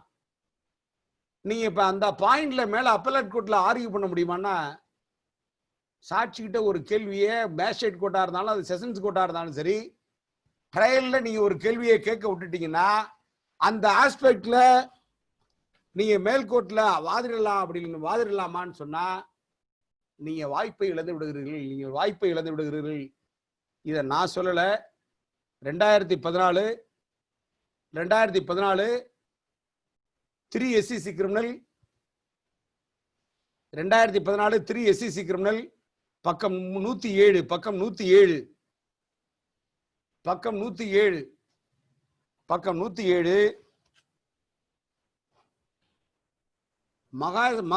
மகாவீர் சிங் இந்திய உச்ச நீதிமன்றம் சொல்லுது. Mahavir Singh versus state of Haryana. அதுல என்ன சொல்லுது பாருங்க. It is a settled legal proposition that in the case the question is not put to the witnesses in the cross examination who could furnish explanation on a particular issue, the correctness or legality of the said fact issue could not be raised at any stage. அதாவது குறுக்கு விசாரணையில நீங்கள் கேட்கிற கேள்வி, நம் கையில் இருக்கிற ஆயுதம் சரியாக பயன்படுத்தப்படாவிட்டால், அதாவது நான் ஒரு தீர்ப்புல படிச்சு பார்த்தேன். ஒரு டாக்டர் ஒரு பேஷண்ட சரியா கையாளலன்னா அவன் கீழே 6 அடி போயிடுவான். ஒரு டாக்டர் ஒரு பேஷண்ட சரியா கையாளலன்னா அவன் கீழே 6 அடி போயிடுவான். மரண தண்டனை விதிக்கக்கூடிய வழக்குகளில் ஒரு வழக்கறிஞர் சரியா ஒரு கேஸை கையாளலன்னா அவன் மேல 6 அடி போயிடுவான். இதை நான் சொல்லல, உச்ச நீதிமன்ற தீர்ப்புகளில் நான் படித்த ஞாபகம். நாம எவ்வளவு பொறுப்பு மிக்கவர்கள் என்பதற்காக நான் சொல்றேன். குறுக்கு விசாரணையில நீங்க எப்படி என்ன கேள்விகள் கேட்கணும்னு நான் பின்னாடி சொல்றேன். அதுக்கு முன்னால் தீர்ப்புடையெல்லாம் சொல்லி நான் உள்ள வரேன். இப்ப பாருங்களேன், அடுத்தது 2014 6 SEC கிரிமினல் பக்கம் 182. 2014 6 SEC கிரிமினல் பக்கம் 182. Ganga Bhavani versus Royapettah. Ganga Bhavani versus Rayapatti Venkata Reddy and others. இதுவும் இந்திய உச்ச நீதிமன்றம். நான் இளம் வழக்கறிஞர்கள் எப்படி குறுக்கு விசாரணை பண்ணணும்னு ஒரு பெரிய லெக்சர் கொடுக்க போறேன் இன்றைக்கு. அதுக்கு முன்னாடி இந்த தீர்ப்புனா சொல்லி உங்களை பயமுறுத்துறேன்னு நினைக்காதீங்க. இந்த தீர்ப்புனா இருக்கு. சில நல்ல நீதிபதிகள் சட்டத்தை கையாளுகிற போது, இன்னமும் சொல்ல போனா சில முக்கியமான நீதிபதிகள், நான் பேரென்னா சொல்ல விரும்பல, முதல் விசாரணையில தேடுறதை விட குறுக்கு விசாரணையில தான் அதிகமா தேடி வழக்குகளை தண்டிப்பதாக நான் கேள்விப்பட்டிருக்கிறேன்.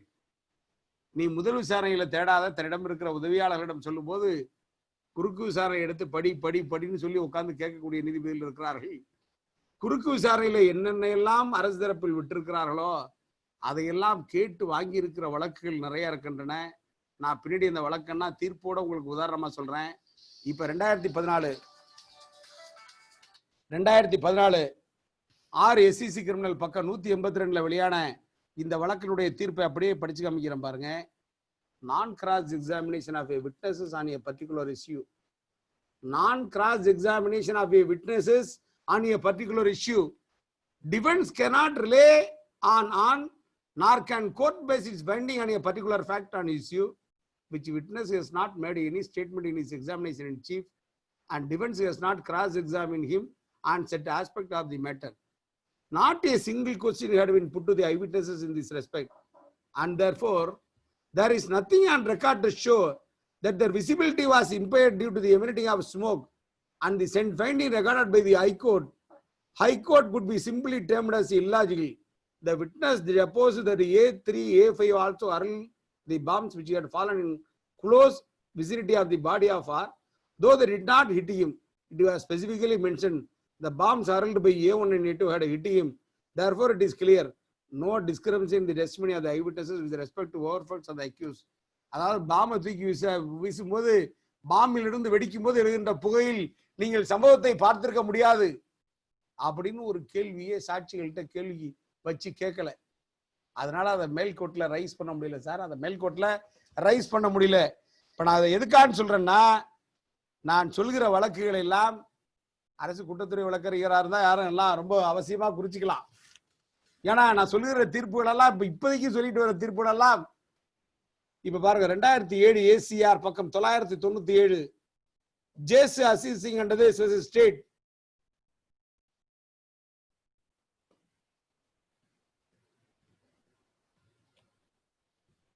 இந்த பாருங்க 2007 இந்திய உச்ச நீதிமன்றம் Jas Asir Singh and state through the inspector of police.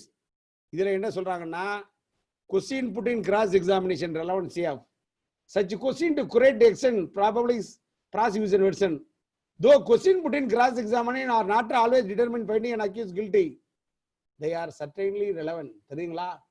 கிராஸ்ல கேட்கிற கேள்விகள்ல அரசு தரப்பு வழக்கு ரெலவன்சியா எது இருக்கோ அதை எடுத்து போட்டு தாக்கி கன்விக்ஷன் கொடுத்துருங்க. நான் இளம் வழக்கறிஞர்களை மன்றாடி கேட்டுக்கொள்கிறேன், சாட்சியை நீண்ட நேரம் நீங்க கிராஸ் பண்ணி தான் உங்களுடைய திறமையை கோர்ட்ல நிரூபிக்கணுங்கிற அவசியம் இல்லை. சாட்சியை நீண்ட நேரம் கிராஸ் பண்ணி தான். இப்ப நான் படிக்கிற இந்த தீர்ப்பு ரைட் ஆஃப் பிரைவேட் டிஃபென்ஸுக்கு உள்ள தீர்ப்பு. ரைட் ஆஃப் பிரைவேட் டிஃபென்ஸ்ல என்னன்னா, ரைட் ஆஃப் பிரைவேட் டிஃபென்ஸுக்கு கேள்வியே கிடையாதோட இல்லாம கிராஸ்ல வக்கீல் என்ன கேட்டு வச்சிருக்கிறாரு பாருங்க. நான் அப்படியே படிக்கிறேன் பாருங்க. அந்த சுப்ரீம் கோர்ட் தீர்ப்புல என்னென்ன விட்டுருக்காங்களோ அதெல்லாம் கிராஸ்ல வக்கீல் கேட்டிருக்காரு. இதை எடுத்து போட்டு கன்விக்ட் பண்றாங்க. எப்படி கன்விக்ட் பண்றாங்க பாருங்க. Pedal one in your cross examination, they are as follows. I do not see directly that the accused had attacked or quarreled with the gift earlier into the occurrence. The accused did not notice me. When the accused chased my brother, I did not shout. I shouted when the accused attacked my brother. The first accused attacked my brother on his head twice. I could not say where the two blows landing on his head. The second accused attacked my brother on his right hand and middle of his head. It is not correct to state I had not deposited the inquiry by police. The third accused attacked him on his back, nose and leg. I cannot say how many blows he had inflicted. The incident taken place around 15 minutes. It is not correct to state when my brother such injuries that accused 2 and 3 were not present. It is not correct to state that the incident did not take place nearby the land or Albert Nagayam's house. My brother died only after taking him to hospital. It is not correct to state that the police station is located on the way to hospital. Supreme Court என்ன சொல்றாங்க பாருங்க. The question put in the cross examination to create extend probably is the prosecution version. Create extend to extend the prosecution version. நான் வழக்கறிஞர்களை இள வழக்கறிஞர்கள்னா பயமுறுத்துறதுக்கான நான் இதை சொல்லலை. இதை நான் எதற்கான சொல்றேன்னா, கிராஸ் எக்ஸாமினேஷன் எப்படி இருக்கணும் எப்படி இருக்கக்கூடாது சொல்றேன். குறிச்சிங்க. கிராஸ் பண்ணும்போது கவனிக்க வேண்டியவை நான் சொல்றதை ஒன்று குறிச்சிங்க. ஒன்று, frame small questions in plain words. Frame small question in plain words. First, frame small questions in plain words. அதாவது சாதாரண மொழியில, அதாவது எல்லோரும் புரிந்து கொள்ள இயலக்கூடிய சாதாரண வார்த்தைகள்ல சின்ன சின்ன கேள்வியாக நீங்க அமைத்துக் கொள்ள வேண்டும். நான் ஆரம்பத்திலேயே சொன்ன, நீங்க அமைத்துக் கொள்கிற கேள்விகள் சாட்சி சட்டம் பிரிவு 5 பிரிவு 6 சங்கதிகளில் தொடர்புடைய செய்திகளாக சங்கதிகளில் தொடர்புடையவளாக இருக்கணும். சங்கதிகளில் தொடர்புடையதா இருக்கணும். சப்போஸ் நீதிபதி நீங்க கிராஸ் பண்றப்ப in what May you ask the question அப்படின்னு உங்களை கேட்டா நீங்க அவருக்கு எக்ஸ்பிளைன் பண்றக்கூடிய தகுதியில இருக்கணும். நீங்க எக்ஸ்பிளைன் பண்ணக்கூடிய தகுதியில இருக்கணும். அதனால frame small question in plain words. ரெண்டாவது, புட் ஒன்லி லீடிங் கொஸ்டின்ஸ். நீங்க கேட்கிற கேள்விகள் எல்லாமே குறுக்கு விசாரணையில விடைபுதி வினாக்களாகவே இருக்க வேண்டும். விடைபுதி வினாக்களாகவே இருக்க வேண்டும். விடைபுதி வினாக்களாகவே இருக்க வேண்டும். அடுத்தது பாருங்க, மூணாவது, do not ask question of which you do not know the answer. உங்களுக்கே தெரியாத பதில சாட்சிக்கிட்டே இருந்து நீங்க எதிர்பார்க்க கூடாது. தெரியுதா உங்களுக்கு? ஒரு மனிதன் திறமையுள்ளவனா இருக்கணும்னா நீங்க கேட்கிற கேள்விக்கு ஆன்சர் உங்களுக்கு தெரிஞ்சிருக்கணும். நீங்க கேட்கிற கேள்விக்கு ஆன்சர் முதல்ல உங்களுக்கு தெரிஞ்சிருக்கணும். நான் இதை எதற்காக சொல்கிறேன் என்று சொன்னால், வழக்கறிஞர் தொழில் என்பது சாதாரண தொழில் அல்ல.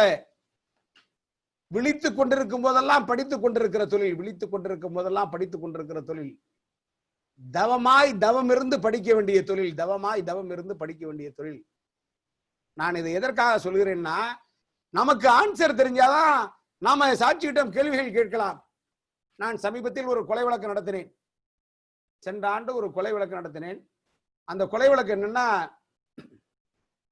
8 பேர் சேர்ந்து ஒரு 2 பேர் டிவிஎஸ் சுட்டியில் வராங்க. பின்னாடி அமர்ந்திருந்த நபரை 8 பேர் சேர்ந்து தாக்கியதாகவும், அந்த 8 பேர் சேர்ந்து தாக்கியதனுடைய விளைவாக அந்த பின்னாடி அமர்ந்திருந்த நபர் கட்டையாலும் காலாலும் கையாலும் தாக்கியதால் அந்த பின்னாடி அமர்ந்திருந்த நபர் மரணம் அடைந்து விட்டதாக வழக்கு. அப்ப எல்லாருமே என்ன சார்ஜ்? 149, 148, 147, 148, 149, ரெட் வித் 302, 8 பேர் மேலையும். நான் குற்றப்பத்திரிகை வாங்கி படிக்கிறேன். குற்றப்பத்திரிகையில ஏஆர் காப்பியை படிக்கிறேன். ஏஆர் காப்பியை படிக்கும்போது ஏஆர் காப்பியில் என்ன இருக்குன்னா, no external injury, no external injury. AR காப்பியில் எவ்விதமான வெளிக்காயங்களும் மருத்துவரால் குறிப்பிடப்படவில்லை. ஆனா அதே இடத்துல என்ன பண்றார், அவர்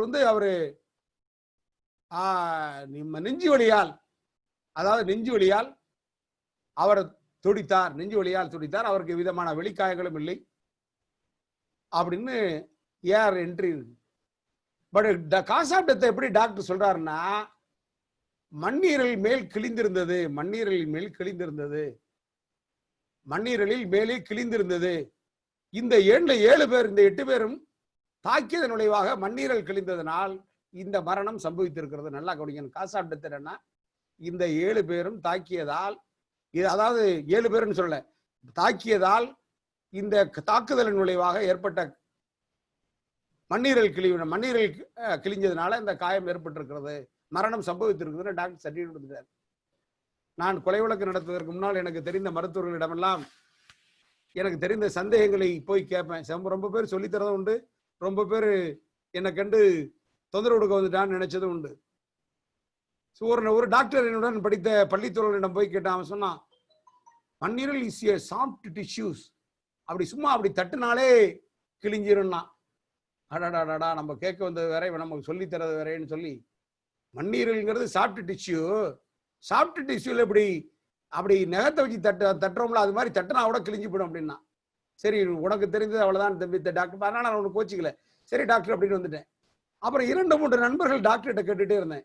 அதுல எனக்கு என்ன மிகப்பெரிய சந்தேகம் என்றால், அந்த காப்பீஸை படிக்கும் போது அந்த இறந்து போனவன் சம்பவத்தன்று மது அருந்திருந்தான். இந்த மது எதுல இருந்ததுன்னா, என் உடம்புல உள்ள எல்லா பாடியிலையும், அதாவது கல்லீரல், மண்ணீரல், கிட்னி எல்லா இடத்துலையும் அந்த ஆல்கஹால் இருந்ததாக அந்த உள்ளுறுப்புகளை எடுத்து பரிசோதனைக்கு அனுப்பும்போது ரிப்போர்ட் வந்துச்சு. எல்லா இடத்துலையும் கிட்னியில, ஹார்ட், லிவர்ல எல்லா இடத்துலையும் ஆல்கஹால் இருந்தா ரிப்போர்ட் இருந்துச்சு. நான் உடனே இப்ப நான் அருமைக்குரிய தம்பிமார்களுக்கு, இளம் வழக்கறிஞர்களுக்கு சொல்லிக் கொள்வேன், இப்ப கூட நீங்க ரொம்ப ஒன்றும் கஷ்டமே கிடையாது. இப்ப நான் 35 ஆண்டு காலம் வழக்கறிஞரா இருந்தேன். 10 ஆண்டுகளுக்கு முன்பு இளையதளம் கிடையாது.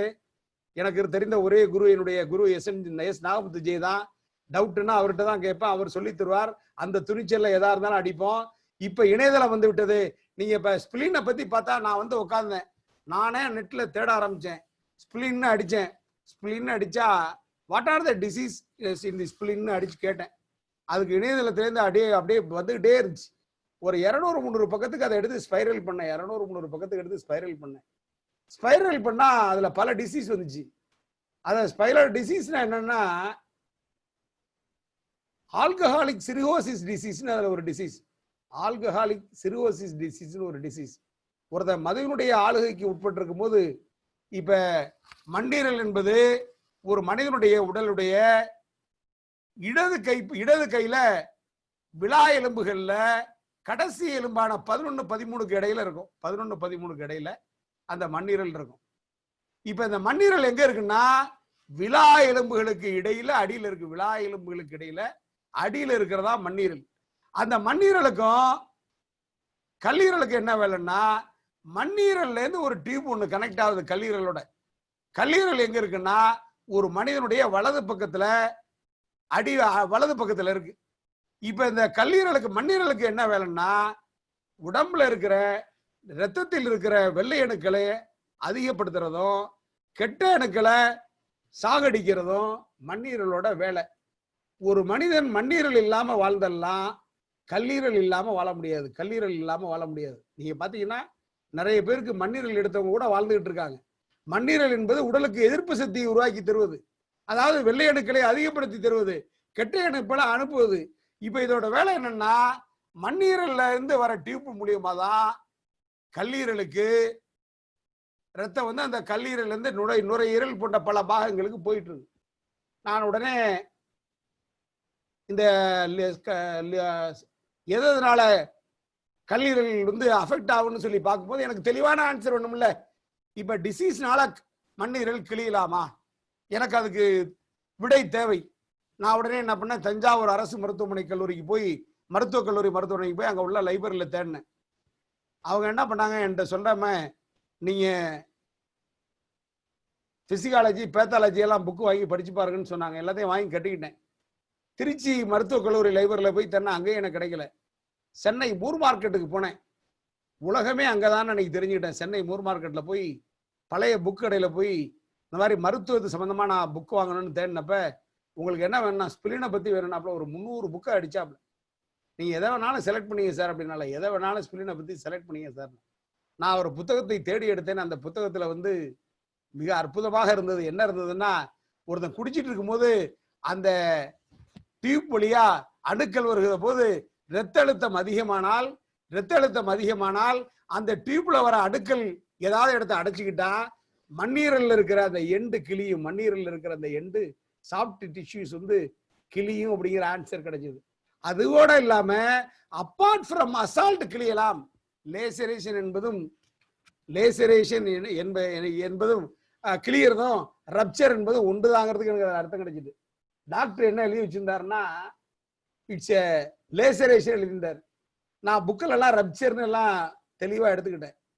நான் மருத்துவரை குறுக்கு விசாரணை செய்கிற போது நான் 15-20 தினங்களாக இதே வேலையா பல மருத்துவர்களை கலந்து ஆலோசித்து நெட்ல எடுத்த கேள்விகள், மெடிக்கல் ஜூரிஸ்ப்ருடன்ஸ்ல சட்டம் அனுமதிக்கிற புத்தகங்கள், டாக்டர் கிட்ட சட்டம் அனுமதிக்கிற புத்தகங்கள், இதுல 1-2 கையில வச்சுக்கிட்டு கேள்விகள் கேட்டேன். அவர் ஆமான்னு சொல்றதை தவிர வேற வழி இல்லை. அப்பார்ட் ஃப்ரம் அசால்ட் கண்டிப்பா தாக்குதல் அணியில் வேற வழியில் மண்ணீரல் கிளியலாம். இப்ப ஆல்கஹால் உள்ளுறுப்புகள்ல இருக்கிறத நீங்க பாத்திருக்கீங்க. ஆமா, இப்ப ஆல்கஹால் சிர்கோசிஸ் டிசீஸ் தான் கிளியலாம். இல்ல பெரிய பியூட்டி என்னன்னா, சின்ன குழந்தையில மலேரியா மாத்திரை திங்கிறோம்னு வச்சுக்கலேன், அந்த மலேரியா மாத்திரையினுடைய மெட்டபாலிசம் மண்ணீரல்ல தங்கியிருந்தா மண்ணீரல் கிழிவதற்கு, மண்ணீரல்ல டிசீஸ் ஏற்படுவதற்கு வாய்ப்புண்டு, கிழிவதற்கு வாய்ப்புண்டு. இப்ப இதையெல்லாம் படிச்சு கேள்விகளை முன்வைத்து கேட்டேன்.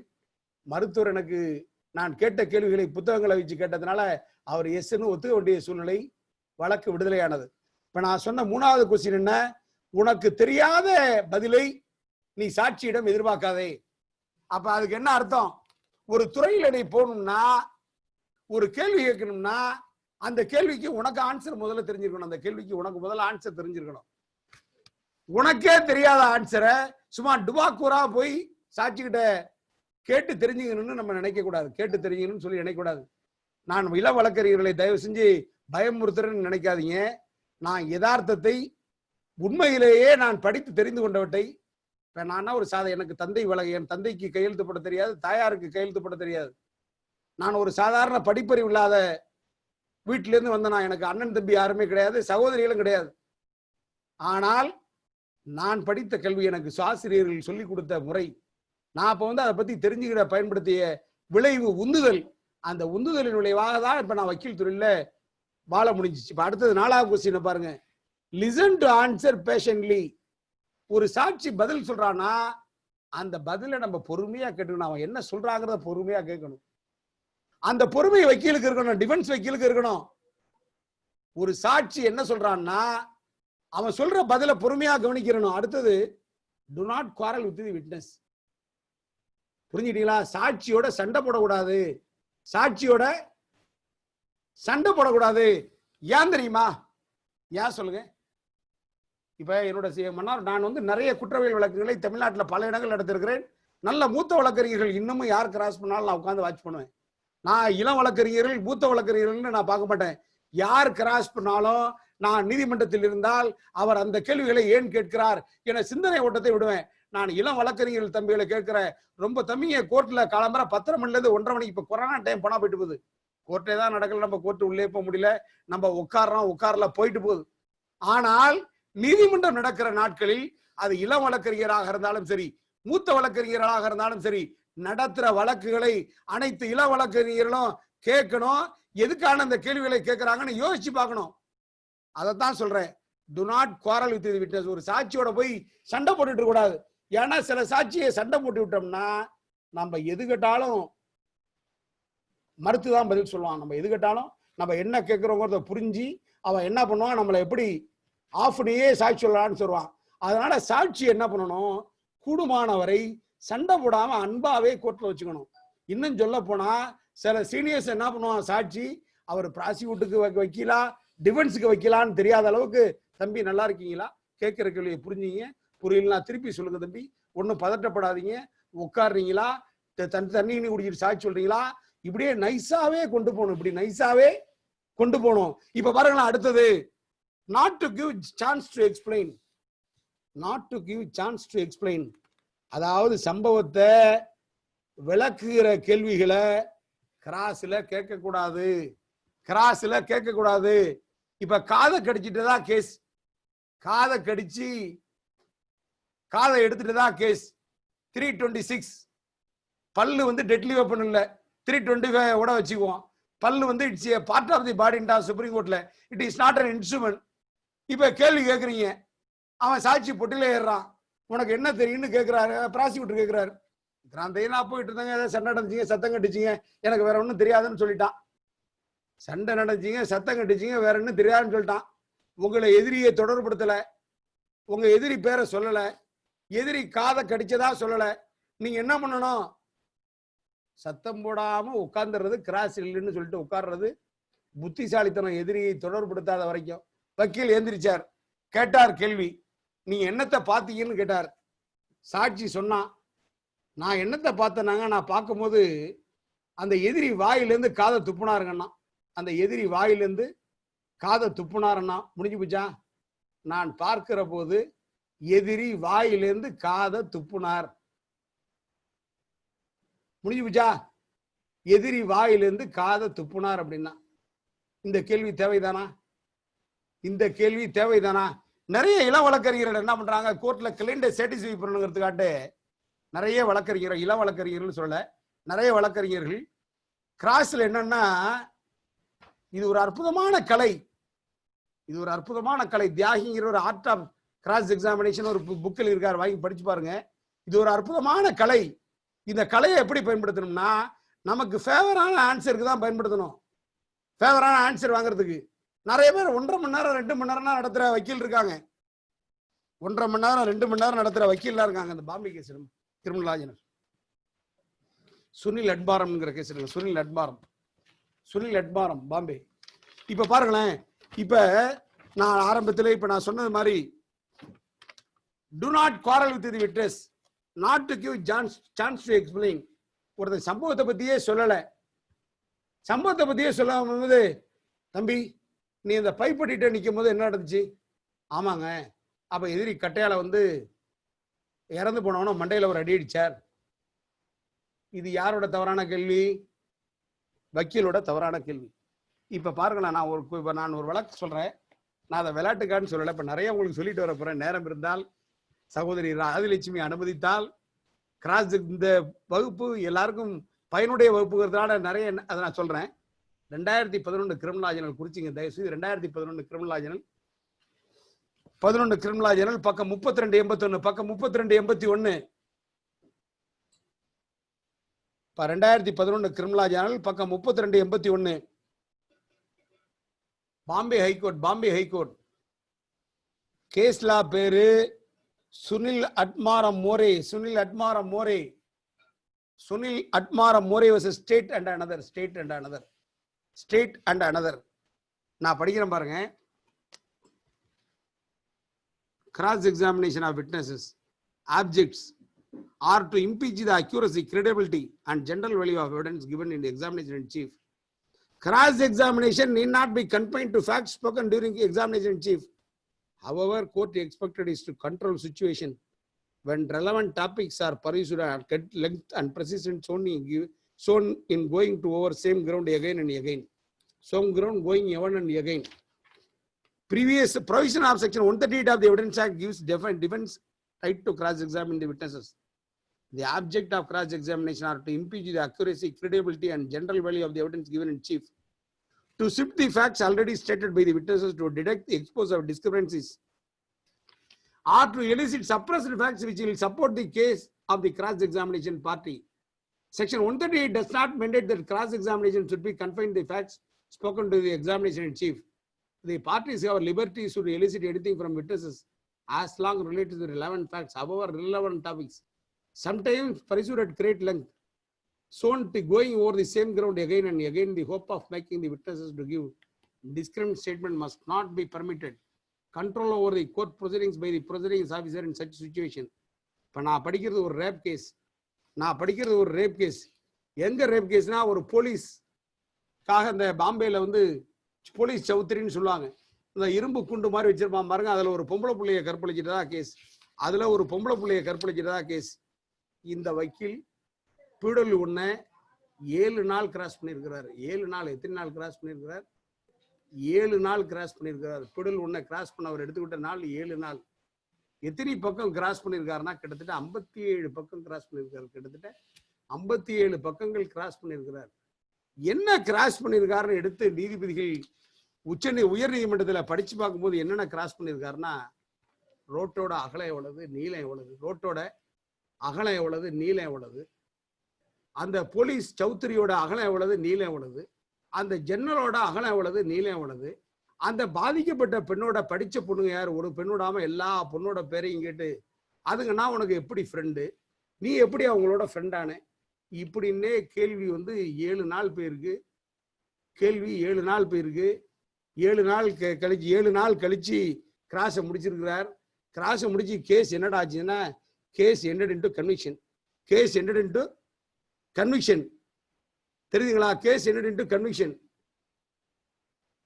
இதுல என்ன சொல்றாங்கன்னா, இதுல வந்து இந்த கேஸ்ல கிராஸ் எப்படி பண்ணக்கூடாதுங்கிறதுக்கு நான் சொன்ன இந்த ஒரு கேஸை படிச்சு பார்த்தா உங்களுக்கு உதாரணமா தெரியும். நான் சொன்ன இந்த படிச்சு கேட்ட இந்த கேஸை படிச்சு பார்த்தா உதாரணமா தெரியும். இப்ப பாருங்களேன், இப்ப சீஃபில் உள்ளதை ரிப்பீட் பண்ணி கேள்வி கேட்கக்கூடாது. யார் சொல்லுங்க? இப்ப சீஃப்ல ஒன்னு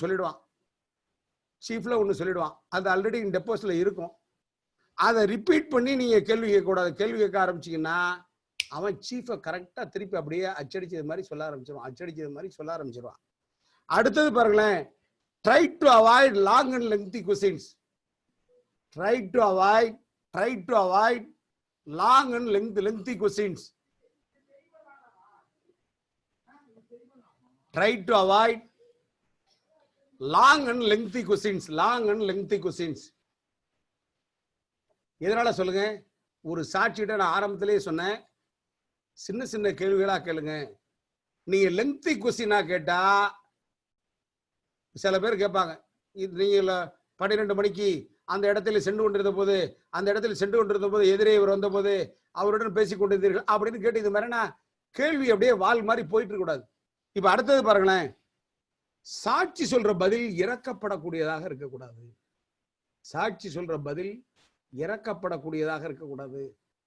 யார் சொல்லுங்க? சாட்சி சொல்ற பதில் இறக்கப்படக்கூடியதாக அதாவது மெர்சிக்கு வந்துடக்கூடாது. இப்போ ஒரு கொலை கேஸ் நடக்குது, கொலை கேஸ்ல பாதிக்கப்பட்டவனுடைய மனைவியை நம்ம கிராஸ் பண்றோம்னா மனைவியிடம் நம்ம சம்பவத்தை நினைவுபடுத்தவே கூடாது. சம்பவத்தை நினைவுபடுத்தி கிராஸ்ல கேள்வியே கேட்டக்கூடாது. ஏன்னா நம்ம சம்பவத்தை நினைவுபடுத்தினா என்ன பண்ணுவா, ஒன்னு உட்காந்து அந்த அம்மா அழுவ ஆரம்பிச்சிடும், ஒத்தாக்கார வச்சு அடிச்சுட்டு அழுவ ஆரம்பிச்சிடும். இப்ப ரொம்ப நல்ல ஜட்ஜா இருந்தா என்ன பண்ணுவாரு, demeanour of the witness mode of ரெக்கார்டிங்ல ரெக்கார்ட் பண்ணிவார். எதிர் வக்கீல் இந்த கேள்வியை கேட்டார். சாட்சி அழுது கொண்டே சாட்சியம் அளிக்கிறார். சாட்சி அழுது கொண்டே சாட்சியம் அளிக்கிறார். யாரு? நல்ல நீதிபதிகள்னா, இப்ப நீங்க ஒரு கேள்விகிட்ட சம்பவத்தை நினைவுபடுத்துறீங்க. இப்ப கணவன் இறந்து போனதா பல கேஸ் வரும், மகன் இறந்து போனதா அம்மா சாட்சிக்கு வருவா, தெரியுங்களா?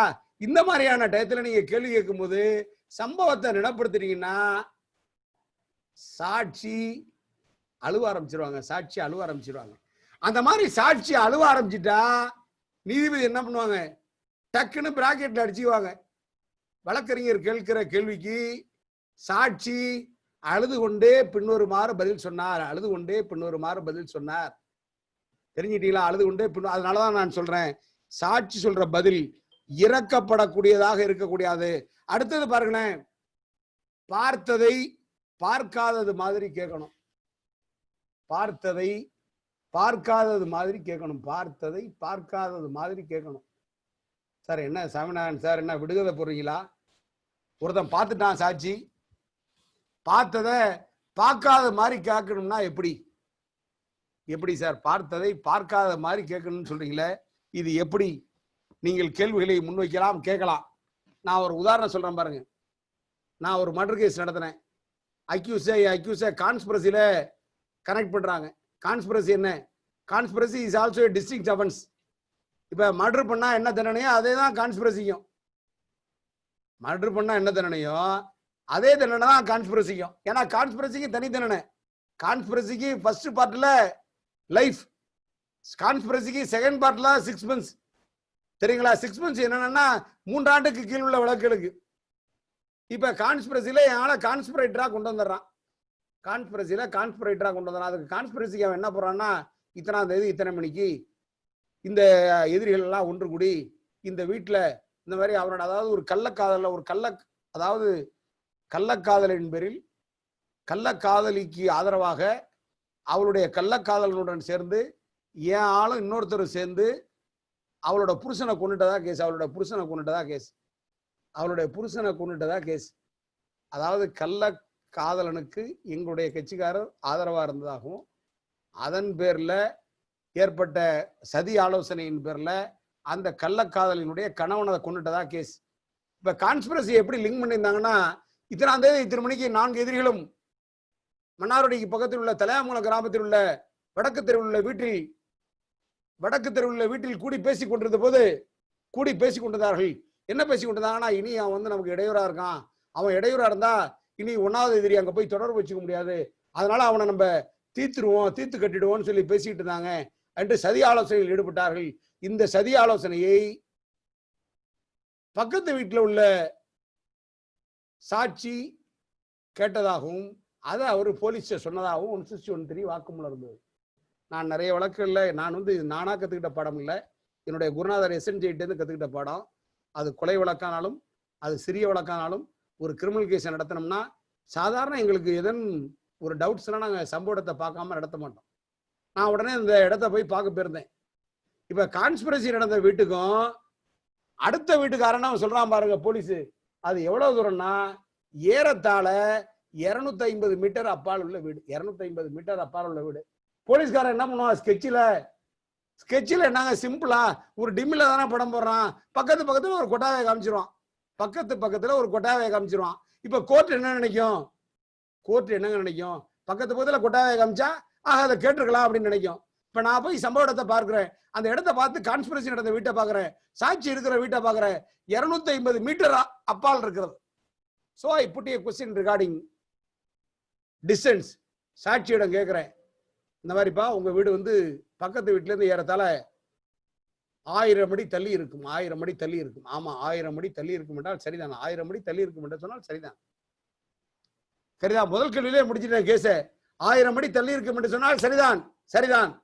நான் அடுத்த கேள்வி கேட்கிறேன், எப்பா யாருமே கான்ஸ்பிரசில ஈடுபடுறவன் வெளியில நின்றுட்டு கொலை பண்ணிடுவேன், கொலை பண்ண போறோம், அவனை திராந்தி கொலை பண்ண போறோம்னு கத்த மாட்டான். ஆமாங்க, யாருமே கத்த மாட்டாங்க. அப்ப அந்த வீட்டுக்குள்ள இருந்து அவங்க பேசினது உன் வீட்டுல இருந்து கேட்க முடியாது. அவங்க அந்த வீட்டுல இருந்து நீ கேட்டது, அவங்க பேசிக்கிறத 1000 மீட்டருக்கு 1000 அடிக்கு அப்பால் இருக்கிற உன் வீட்டுல இருந்து கேட்க முடியாதுன்னு சொன்னேன். அவனும் சொல்லிட்டான், ஆமாங்க கேட்க முடியாது, ஆமாங்க கேட்க முடியாது. அப்புறம் நீ முதல் விசாரணையில கேட்டதா சொன்னீங்க, போலீஸ்காரங்க சொல்லி கொடுத்தாங்க சொன்னேன், போலீஸ்காரங்க சொல்லி கொடுத்தாங்க சொன்ன, முடிஞ்சு போச்சா? இப்ப என் அக்யூஸ் கான்ஸ்பிரசிலேருந்து ஒரு கொலை வழக்குல கைட்டுறதுக்கு I put question only regarding 3 questions. I put only 3 questions. இந்த 3 கொஸ்டின்ஸ்லயே கான்ஸ்பிரசிலேருந்து யாரும் வெளியில வந்துட்டான். அப்ப அவனை அக்யூட் பண்ணி தானே ஆகணும். கான்ஸ்பிரசிலேருந்து யார் வெளியில வந்துட்டான் தெரியுங்களா? கான்ஸ்பிரசிலேருந்து வெளியில வந்துட்டானே அவனை விடுதலை பண்ணி தானே ஆகணும். இப்ப அதான் இப்ப பார்த்ததை சாட்சி சொல்ற பதில்ல பார்த்ததை பார்க்காத மாதிரி கேட்கணுங்கிறது இதெல்லாம் ஒரு உதாரணம். இப்ப உதாரணம் வச்சுங்களேன், இப்ப நீங்க மேஜிஸ்ட்ரேட் கோர்ட்ல இருப்பீங்க, 304A கேஸ் நடத்துவீங்க, 304A கேஸ் நடத்துவீங்க, 279 338 நடத்துவீங்க. ரொம்ப சாட்சி என்ன பண்ணுவான், பொட்டில ஏறுவான். ஏறோன்னு என்ன சொல்லுவான், இத்தனை தேய்ங்க, நான் இந்த இடத்துல நின்றுட்டு இருந்தேனா, இந்த இடத்துல நின்றுட்டு இருந்தேனா, அப்போ ஒரு பஸ் வந்துச்சா, அவன் சைக்கிள்ல போனானா அடிபட்டு போட்டான். ரேஷன் நெக்லிஜென்ட் சொல்ல மாட்டான், ரோட்ல இடது பக்கம் போனானா வடது பக்கம் போனானா சொல்ல மாட்டான், ஆக்சிடென்ட்டை சொல்லுவான். நமக்கு என்ன இருக்கு ஆக்சிடென்ட்டை சொன்னா?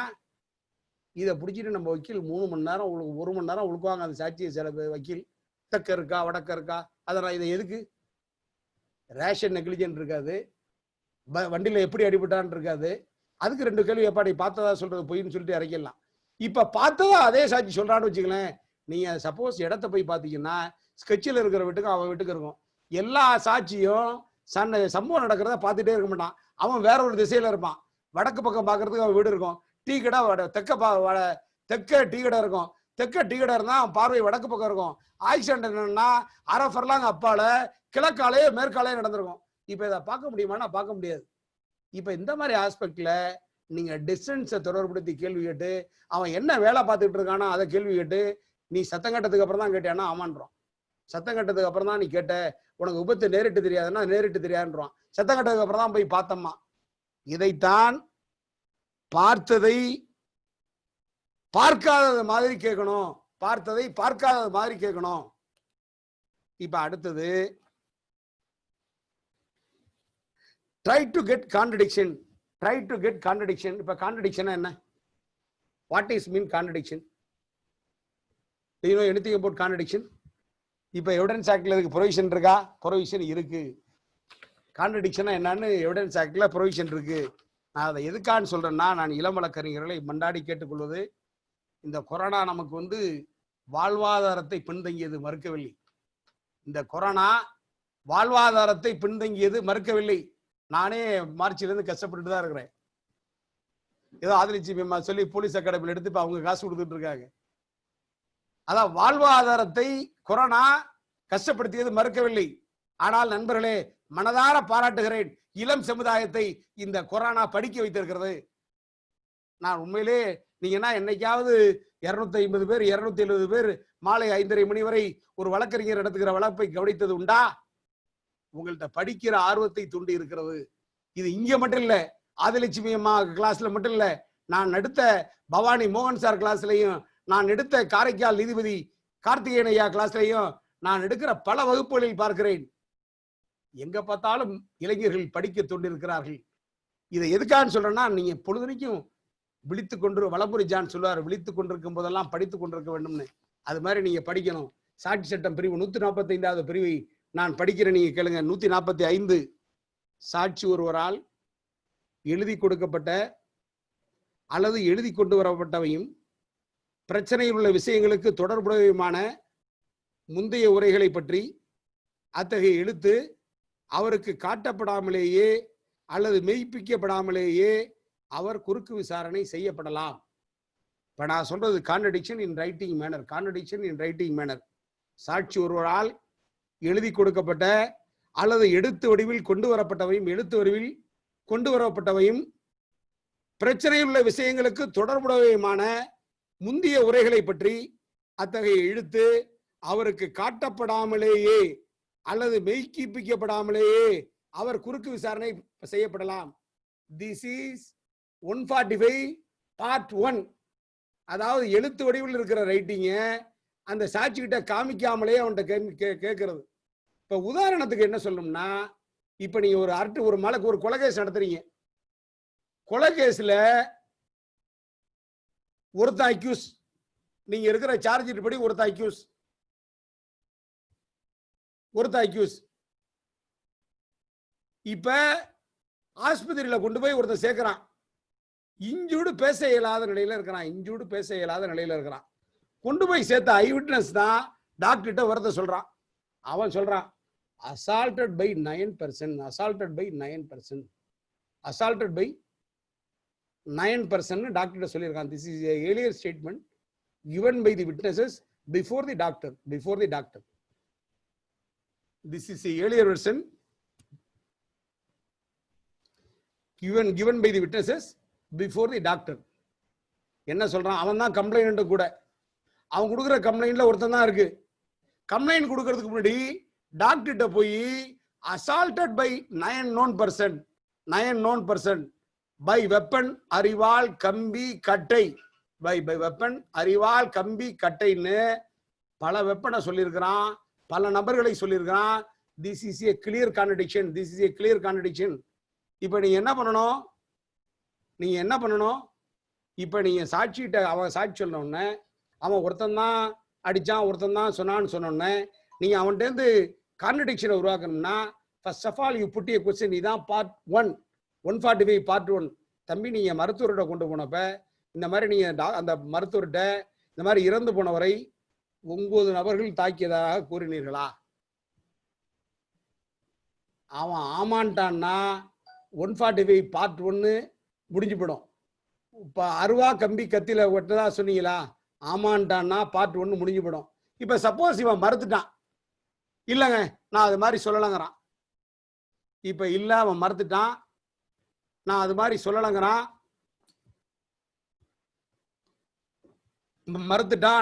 சொல்லலங்கிறான், உடனே பார்ட் 1 பிளே, பார்ட் 2 பிளேக்கு வந்துருது. பார்ட் 2 என்ன சொல்லுது பாருங்க. ஆனால்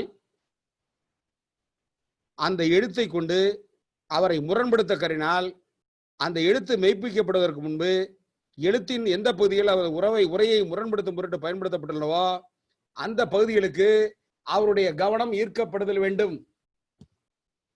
இப்ப அவன் நான் இல்லைன்றா என்ன பண்ணணும்? நீங்க மேஜிஸ்ட்ரேட்ட சொல்லிட்டு, ஜட்ஜி கிட்ட சொல்லிட்டு, நீதிபதி கிட்ட சொல்லிட்டு அந்த ஏஆர் காப்பி அவன் முதல்ல சொன்ன வாக்குமூலத்தை எடுத்து அவன்கிட்ட காமிச்சு, அப்பாடி இத்தனாம் தேதி இத்தனை மணிக்கு நீ டாக்டர்கிட்ட போனப்ப 9 நபர்கள் தாக்கியதாக டாக்டர்கிட்ட நீ சொல்லி இதில் எழுதியிருக்கிறாரு, இந்த பார்ப்பான்னு சொல்லி அவனுடைய கவனத்தை அந்த எழுத்து வடிவில் இருக்கிற பேப்பர்ல நீங்க கொண்டு வரணும். அவன் அதையும் மறுத்துட்டான்னு வச்சுங்களேன், பின்னாடி மருத்துவர் வரார். மருத்துவர் சாட்சி சொல்ல வரும்போது நீங்க கான்ட்ரடிக்ஷனை ப்ரூவ் பண்றீங்க. எப்படி ப்ரூவ் பண்றீங்க? உங்கள்கிட்ட காயம்பட்டவன் என்னோட கூட வந்தவன் சாட்சி சொல்லும் போது 9 பேர் உங்கள்கிட்ட தாக்குனதா சொன்னானா? ஆமாங்க சொல்லியிருக்கிறார். அருவாள் கத்தின்னு சொல்லியிருக்கிறார். இப்ப கான்ட்ரடிக்ஷனை நீங்க எலிசிட் பண்ணிடுறீங்க. இதை நான் சொல்லலைங்க, ஜஸ்டிஸ் PN பிரகாஷ் சொல்லியிருக்கிறார். ரூலிங்கை குறிச்சிங்க, PN பிரகாஷோட ஐயாவோட ரூலிங்கை குறிச்சிங்க. 2014 எடுமா, 2014 2 law weekly criminal page 205. 2014 2 law weekly criminal page 205 படிக்கிற கேளுங்க. இந்த தீர்ப்பை நெஞ்சம் நிறைந்த PN பிரகாஷ் ஐயாவும் எங்களுடைய தஞ்சாவூர் ஐயாவுமான ஜஸ்டிஸ் ராஜேஸ்வரன் ஐயாவும் இணைந்து வழங்கிய தீர்ப்பு. ஜஸ்டிஸ் S ராஜேஸ்வரன் ஐயாவும் PN பிரகாஷ் ஐயாவும் இணைந்து வழங்கிய டிவிஷன் பெஞ்ச் தீர்ப்பு. இதுல எப்படி கேள்வி கான்ட்ரடிக்ஷனை எப்படி எலிசிட் பண்றதுங்கிறத PN பிரகாஷ் ஐயா ஒரு சின்ன பிள்ளைக்கு சொல்லி தரத மாதிரி சொல்லி தந்திருப்பார். இப்ப நான் உங்களுக்கு இவ்வளவு நாளை சொன்னதை அந்த ஐயா அந்த தீர்ப்புல சொல்லியிருப்பார். தீர்ப்புல படிக்கிறோம் கேட்டுங்க. பாரா 20 தீர்ப்பு இன்னொரு வாட்டி சொல்லட்டுமா? 2014 2 law weekly criminal page 205 case law parity Sudhakar and others versus state of Tamil Nadu para 20 cross examination as to the previous writing evidence act section 145. A witness may be cross examined as the previous statements made by him in writing are reduced into writing and relevant to matters in question without such writing being shown to him or being proved, but if it is intended to contradict him by the writing, his attention must be before the writing can be proved, be called those parts of which are to be used for the purpose of contradicting to him. Section 145 of the Indian Evidence Act is divided into two parts. The first part is without showing or proving the previous statement, general question can be put to the witnesses in the cross examination. In this case, without showing the accident register copy, Pudulu had been asked. கேள்வி என்னங்கிறத நான் சொல்லலங்க, PN Prakash ஐயா சொல்லி தந்திருக்கிறார். நமக்கெல்லாம் ஒரு எளிய பாடம் நடத்திருக்கிறார். அதுல எப்படி கேள்வி கேட்கிறதுன்னு சொல்றாரு பாருங்க. Did you tell Dr. Naveen? Did you tell Dr. Naveen that the incident took place in your house? Did you tell Dr. Naveen that the incident took place in your house? For which he had replied yes, then that is sufficient. Then that is sufficient. If you had replied no, then the second part of the section 145 comes into the place. If the defense wants to contradict him and thereby impeach the credibility of the testimony under section 155(3) of the Evidence Act, the attention P.W.1 must be drawn in the statement record by Dr. Naveen in the accident register copy, and an opportunity should be given to him to explain.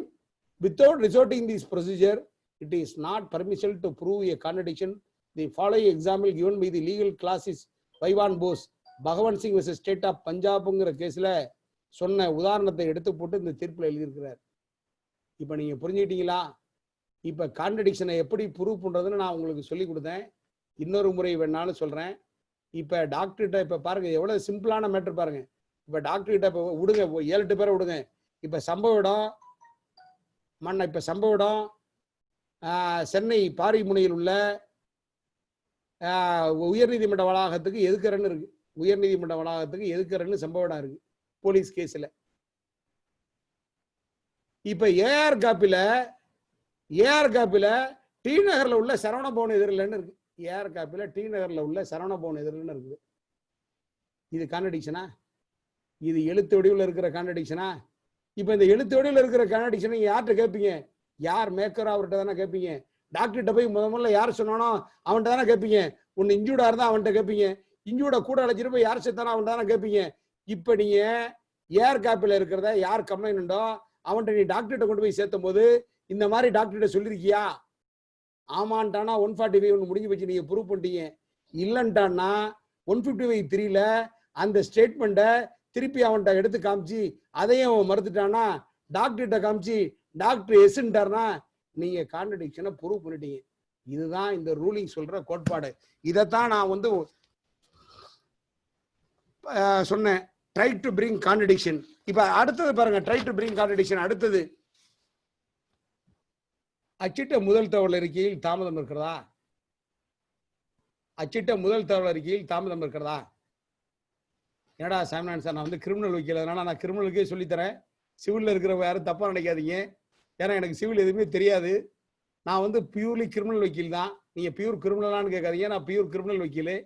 அதனால நான் criminal சைடே சொல்லித்தரேன். முதல் தகவல் அறிக்கையில் ஏதேனும் தாமதம் இருக்கிறதா? சார் நீங்க நான் பெருமைக்கான்னு சொல்லலை, நீங்க நிறைய வழக்குகளில் பார்த்தீங்கன்னா ஒரிஜினல் ரெக்கார்டு எடுத்து கோர்ட்ல படிச்சு பார்க்க கத்துக்கணும். நீங்க வக்கீல்கள் குற்றவியல் நீதிமன்றங்கள்ல நல்ல வக்கீலா கேஸ் நடத்தணும்னா நமக்கு பாயிண்ட போலீஸே வச்சிருவாங்க. எப்படி போலீஸே வச்சிருவாங்கன்னா, நீங்க இந்த கம்ப்ளைண்ட்டை பார்த்தாலே தெரியும். கையொப்பம் கீழே இருக்கும், இடையில 3 விரலுக்கு கேப் இருக்கும். இடையில 3 விரலுக்கு கேப் இருக்கும். ஆமாங்க, நிறைய நீங்க கம்ப்ளைண்ட்ல பாருங்களேன், 3 விரலுக்கு கேப் இருக்கும். அப்படி இல்லைன்னு வச்சுக்கோங்களேன், கையெழுத்து கீழே இருக்கும். அதாவது என்ன பண்ணுவாங்க, அந்த எம்டி பேப்பரை நிறைவு செய்யறதுக்காண்டு கடைசி 7 லைன் அப்படி கோணலா வரும். கடைசி 7 லைன் அப்படி கோணலா வரும். 7 லைன் அப்படி கோணலா முடியும். ஏன்னா நிறைவு செஞ்சிருப்பாங்க, அதை பார்த்தாலே தெரியும். இப்ப இன்னமும் சொல்ல போனா என்ன பண்ணுவாங்க, கம்ப்ளைண்ட்ல நீங்க ஒரிஜினல் டாக்குமெண்ட்டை பார்க்கும்போது ஒரு பேருக்கு முன்னாடி என்ன பண்ணுவாங்க, கொக்கியை போட்டு ஒரு பேரை சேர்த்து விட்டுருவாங்க. ஒரு பேர் என்ன, போலீஸ்காரங்க புது கம்ப்ளைண்ட் எழுதுறதுக்கு அலுப்பு போட்டுக்கிட்டு இப்ப கம்ப்ளைண்ட் முடிச்சிடறான். என்னங்க நீங்க 2 பேர் மேல தான் எழுதுறீங்க, நான் 4 பேர் மேல சொன்னேன், நீங்க 4 பேரை சேர்க்கலன்னு வாதி சொல்றான்னு வச்சுங்களேன். அவங்களுக்கே தெரிந்த காரணங்களுக்காக என்ன பண்ணுவாங்க, டக்குன்னு ஒரு கொக்கியை போட்டுட்டு சாமிநாதன் சுகுமாரன் அப்படின்னு சொல்லி சேர்த்து விட்டுருது. 3-4 சேர்த்து விட்டுருவாங்க. இதை விட பெரிய பியூட்டி என்னன்னா, நிறைய குற்றவியல் வழக்குகள்ல வர புகார்கள்ல போலீஸ்காரங்க இப்ப என்ன பண்றாங்க, அந்த ஒயிட்னர் வந்ததுதான் போதும், ஒயிட்னர் வந்ததுதான் போதும், ரொம்ப சௌரியமா ஒயிட்னரை வச்சு அடிச்சுட்டு ஒரு பேருக்கு மேலேயே இன்னொரு பேர் எழுதுறாங்க, ஒரு பேருக்கு மேலேயே இன்னொரு பேர் எழுதுறாங்க. இதெல்லாம் நிறைய தீர்ப்புகள் இருக்கு, நிறைய தீர்ப்புகள் இருக்கு. நான் இன்னும் சொல்ல போனா என்னுடைய நண்பன் கருணாநிதி பேசிய முரளிசாமி வெர்சஸ் தமிழ் ஸ்டேட்டுங்கிற தீர்ப்புல ஒரு நீதிபதி சொல்லுவார், இந்த மாதிரி அடிச்சதை நான் பார்க்கணும்னா எனக்கு பூத கண்ணாடி தேவையில்லையா, வெறுங்கண்ணிலேயே தெரியுதியா பாரு, வெறுங்கண்ணிலே எனக்கு தெரியுதியா பாரு. இப்ப புகார்ல தாமதம் எப்படின்னா, எல்லா தாமதமும் தாமதம் ஆகுமானா எல்லா தாமதமும் தாமதமாகாது. இப்ப அந்த தாமதத்தினால எப்படி நம்ம அக்யூஸ் பிரிஜுடிஸ் ஆகிறோம்னு நம்ம கொண்டு போனோம். ஒரு புகார் முன்னிடுவதில் தாமதம் வந்தா அந்த தாமதம் எப்படி நம்ம எதிரி பிரிஜுடிஸ் ஆவாங்கிறத நம்ம தான் கிராஸ்ல எலிசிட் பண்ணணும். எப்படி பிரிஜுடிஸ் ஆகிறோம் பாருங்களேன். இப்போ ஒரு சம்பவத்துல ஏஆர் காப்பில ஒருத்தன் இருக்கிறான், அசால்டட் பை 11% இருக்கு, அசால்டட் பை 11% இருக்கு, கம்ப்ளைண்ட் 9 பேர் மேல வருது, கம்ப்ளைண்ட் 9 பேர் மேல வருது, கம்ப்ளைண்ட் 9 பேர் மேல வந்து அந்த வாங்கப்பட்ட கம்ப்ளைண்ட் சம்பவம் காலம்பர 10 மணிக்கு நடந்திருந்து 10:30 அந்த கம்ப்ளைண்ட் வாங்கி 11 மணிக்கு கோர்ட்டுக்கு போயிட்டுன்னா, சம்பவம் 10 மணிக்கு நடந்து 10:30 அந்த புகார் வாங்கி 11 மணிக்கு அந்த கோர்ட்டுக்கு போயிட்டா கூட அந்த கம்ப்ளைண்ட்ல நம்பகத்தன்மை வரும். ஏஆர் காப்பில 1 இருக்கு, அக்யூஸ் 9 பேர் வரான். காலம்பர 10 மணிக்கு நடந்த சம்பவத்துக்கு மறுநாள் மாலை 5:30 மணிக்கு நீதிமன்றத்திற்கு முதல் தகவலுக்கு சென்றடைகிறது என்று சொன்னால், நீங்க இப்ப என்ன பண்ணணும், கிராஸ்ல பல புகார்களை உருவாக்கணாதான் என் மந்திரம். கிராஸ்ல பல புகார்களை உருவாக்கணும். பல புகார்களை எப்படி உருவாக்குவீங்க? பல புகார்களை நாங்க 10 புகார், நாங்க 7-8 புகார் உருவாக்கிறோம். அதாவது கிராஸ் என்பது ஒரு கலை. எந்த சாட்சியை உருட்டுனா அந்த சாட்சிகிட்ட பதில் கிடைக்குமோ அந்த சாட்சியை தான் உருட்டணும். விவரமான சாட்சியை உருட்டணும்னா நமக்கு பாதகமான ஆன்சர் தான் கிடைக்கும். நம்ம கேட்கிற கேள்விக்கு எந்த சாட்சியை ஆமாம் போடுமோ முதல்ல அந்த சாட்சியை நம்ம கட்டுல இருந்து தெரிஞ்சுக்கணும். இப்ப நான் சொல்றது மாதிரி புகார் காலம்பர 10 மணிக்கு சம்பவம் நடக்குது, காலம்பர 10 மணிக்கு சம்பவம் நடந்து மறுநாள் தான் எஃப்ஐஆர் கோர்ட்டுக்கு போயிருக்கு. இப்ப டிலே கேட்டகரியா தெரிஞ்சு போயிடுது. இப்ப அவன் சொல்றான் ப்ராசிக்யூஷன்ல நான் 1/2 மணி நேரத்துல புகார் கொடுத்துன்னு. நீங்க கிராஸ்ல என்ன பண்ணணும், உடனே சாட்சியை சம்பவம் தானே பல எழுக்கணும். இந்த மாதிரி உன்னுடைய உறவினர்கள் வந்தாங்களா, அவங்க தெரிஞ்ச அரசியல்வாதி யாரா இருந்தாரோ அந்த அரசியல்வாதி உண்மை என்னன்னு கேட்டுக்கணும். கிளைண்ட்ட கேட்டுக்கிட்டு அவர் பேக்ரவுண்ட்ல இருக்காரா, படிச்சவர் இருக்கானா, வக்கீல் இருக்கானா, குமாஸ்தா இருக்கானா, எழுத்த பார்த்தோன்னே தெரிஞ்சுப்படும். இப்ப நாங்கன்னா ஒரு புகாரை பார்த்தோன்னே இந்த ஸ்டேஷன்ல இந்த 8 தான் அந்த ஸ்டேட்மெண்ட் எழுதியிருப்பார், ஒரு புகாரை பார்த்தோன்னே இந்த வக்கீல் இந்த எடுத்து இதெல்லாம் தெரிஞ்சுப்படும். இது மாதிரி ஏதேனும் புகார் உருவாக்கி இருக்கிறதா கோத்து இழுக்கணும். இப்ப இன்னும் சொல்ல போனா, நான் ஒரு கொலை வழக்கு நடத்தினேன். ஃபாதரை, அதாவது தன்னுடைய சொந்த தாய் தந்தையரை மகன் கொண்டுட்டதா கேஸ், தாய் தந்தையரை மகன் கொண்டுட்டதா கேஸ், காலை 5 மணிக்கு மகன் கொண்டுட்டதா கேஸ். போலீஸ்காரங்க என்ன பண்றாங்க,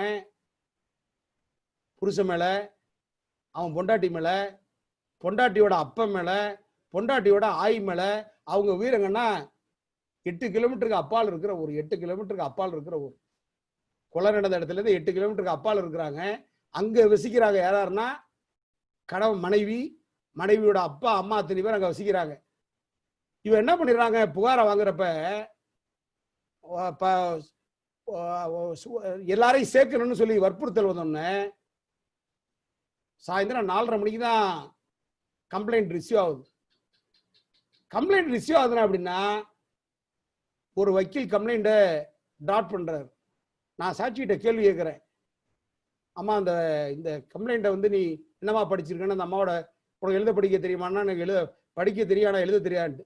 இந்த இதை வந்து வக்கீல் தானமா எழுதினார் அப்படிங்கிறேன். வக்கீல் இப்போ வக்கீலை கேட்குறேன், ஆமாங்க எழுதினார், அவர் தான் எழுதினார். அவர் எங்கே வந்தார், அவர் இறந்தோடனே நான் அவரை வர சொல்லிட்டோம். அவர் இறந்தோடனே வந்தோடனே எங்கே வந்தார், காலம்பரை 10 மணிக்கு வந்தோம், மாலை 4:30 மணிக்கு வரைக்கும் நாங்கள் ஆஸ்பத்திரியில் இருந்தோம். மாலை 4:30 மணிக்கு தான் அங்கேருந்து கிளம்பி போய் போலீஸ் ஸ்டேஷன் போனோம். அங்கேருந்து கிளம்பி போய் போலீஸ் ஸ்டேஷனில் போகும்போது இந்த புகாரை அவர் தான் எழுதினார், இதில் உள்ள பேர்கள் எல்லாம் அவரால் எழுதப்பட்டது தெரியுங்களா. எல்லாத்தையும் வாங்கிட்டு அதை எப்படி முடிச்சோம்னா, புகார் எப்படி மெனிஃபுலேட் ஆகிட்டுன்னு கொண்டு வந்தோம்னா, சம்பவம் கொலை நடந்து விடுது. கொலை நடந்தோம்னா அந்த வீட்டு தெரு வாசல்ல சாலை மறியல் பண்றான்.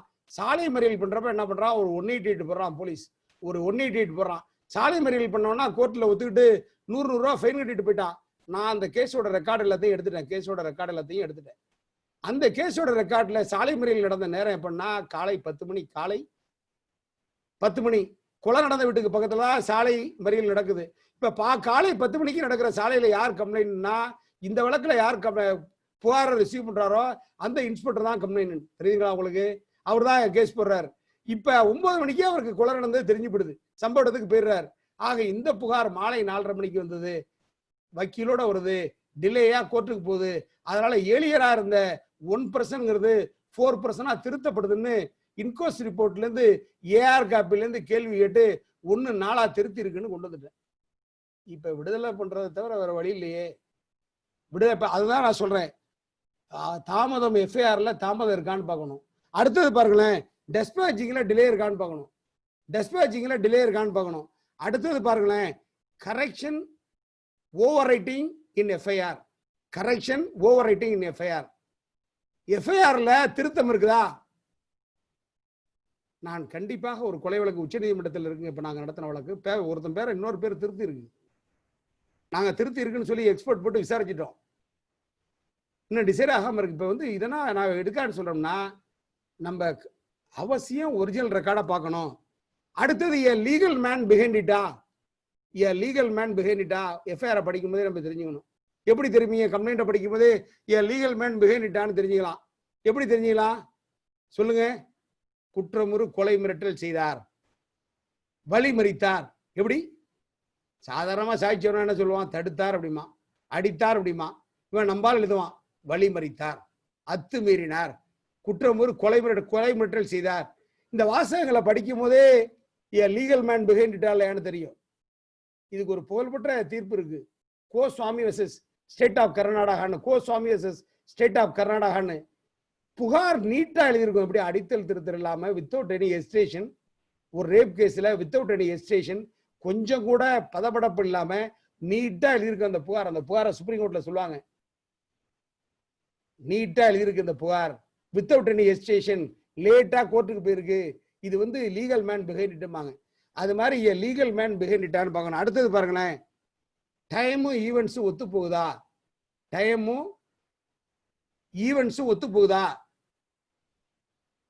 கண்டிப்பா ஒத்து போகுதுங்க. கண்டிப்பா போலீஸ்காரங்க என்ன பண்ணுவாங்க, அவசரத்துல, அதாவது புத்திசாலியான போலீஸாரா இருந்தா டயத்தையும் ஈவெண்ட்டையும் ஒரு பேப்பர்ல குறிச்சு, இத்தனை மணிக்கு சம்பவம், இத்தனை மணிக்கு கம்ப்ளைண்ட், இத்தனை மணிக்கு எஃப்ஐஆர் போடுறோம், இத்தனை மணிக்கு சம்பவ இடம் போறோம், இத்தனை மணிக்கு பார்வை மகஜர் போடுறோம், இத்தனை மணிக்கு மகஜர் போடுறோம்னு டயத்தை குறிச்சு எழுதுற போலீஸ் ஆபீசர் இப்ப ரேர் ஆயிட்டாங்க. தெரியுங்களா? நம்ம பார்க்கணும் டைமும் ஈவெண்ட்டும் ஒத்து போகுதா, டைமும் ஈவெண்ட்டும் ஒத்து போகுதா.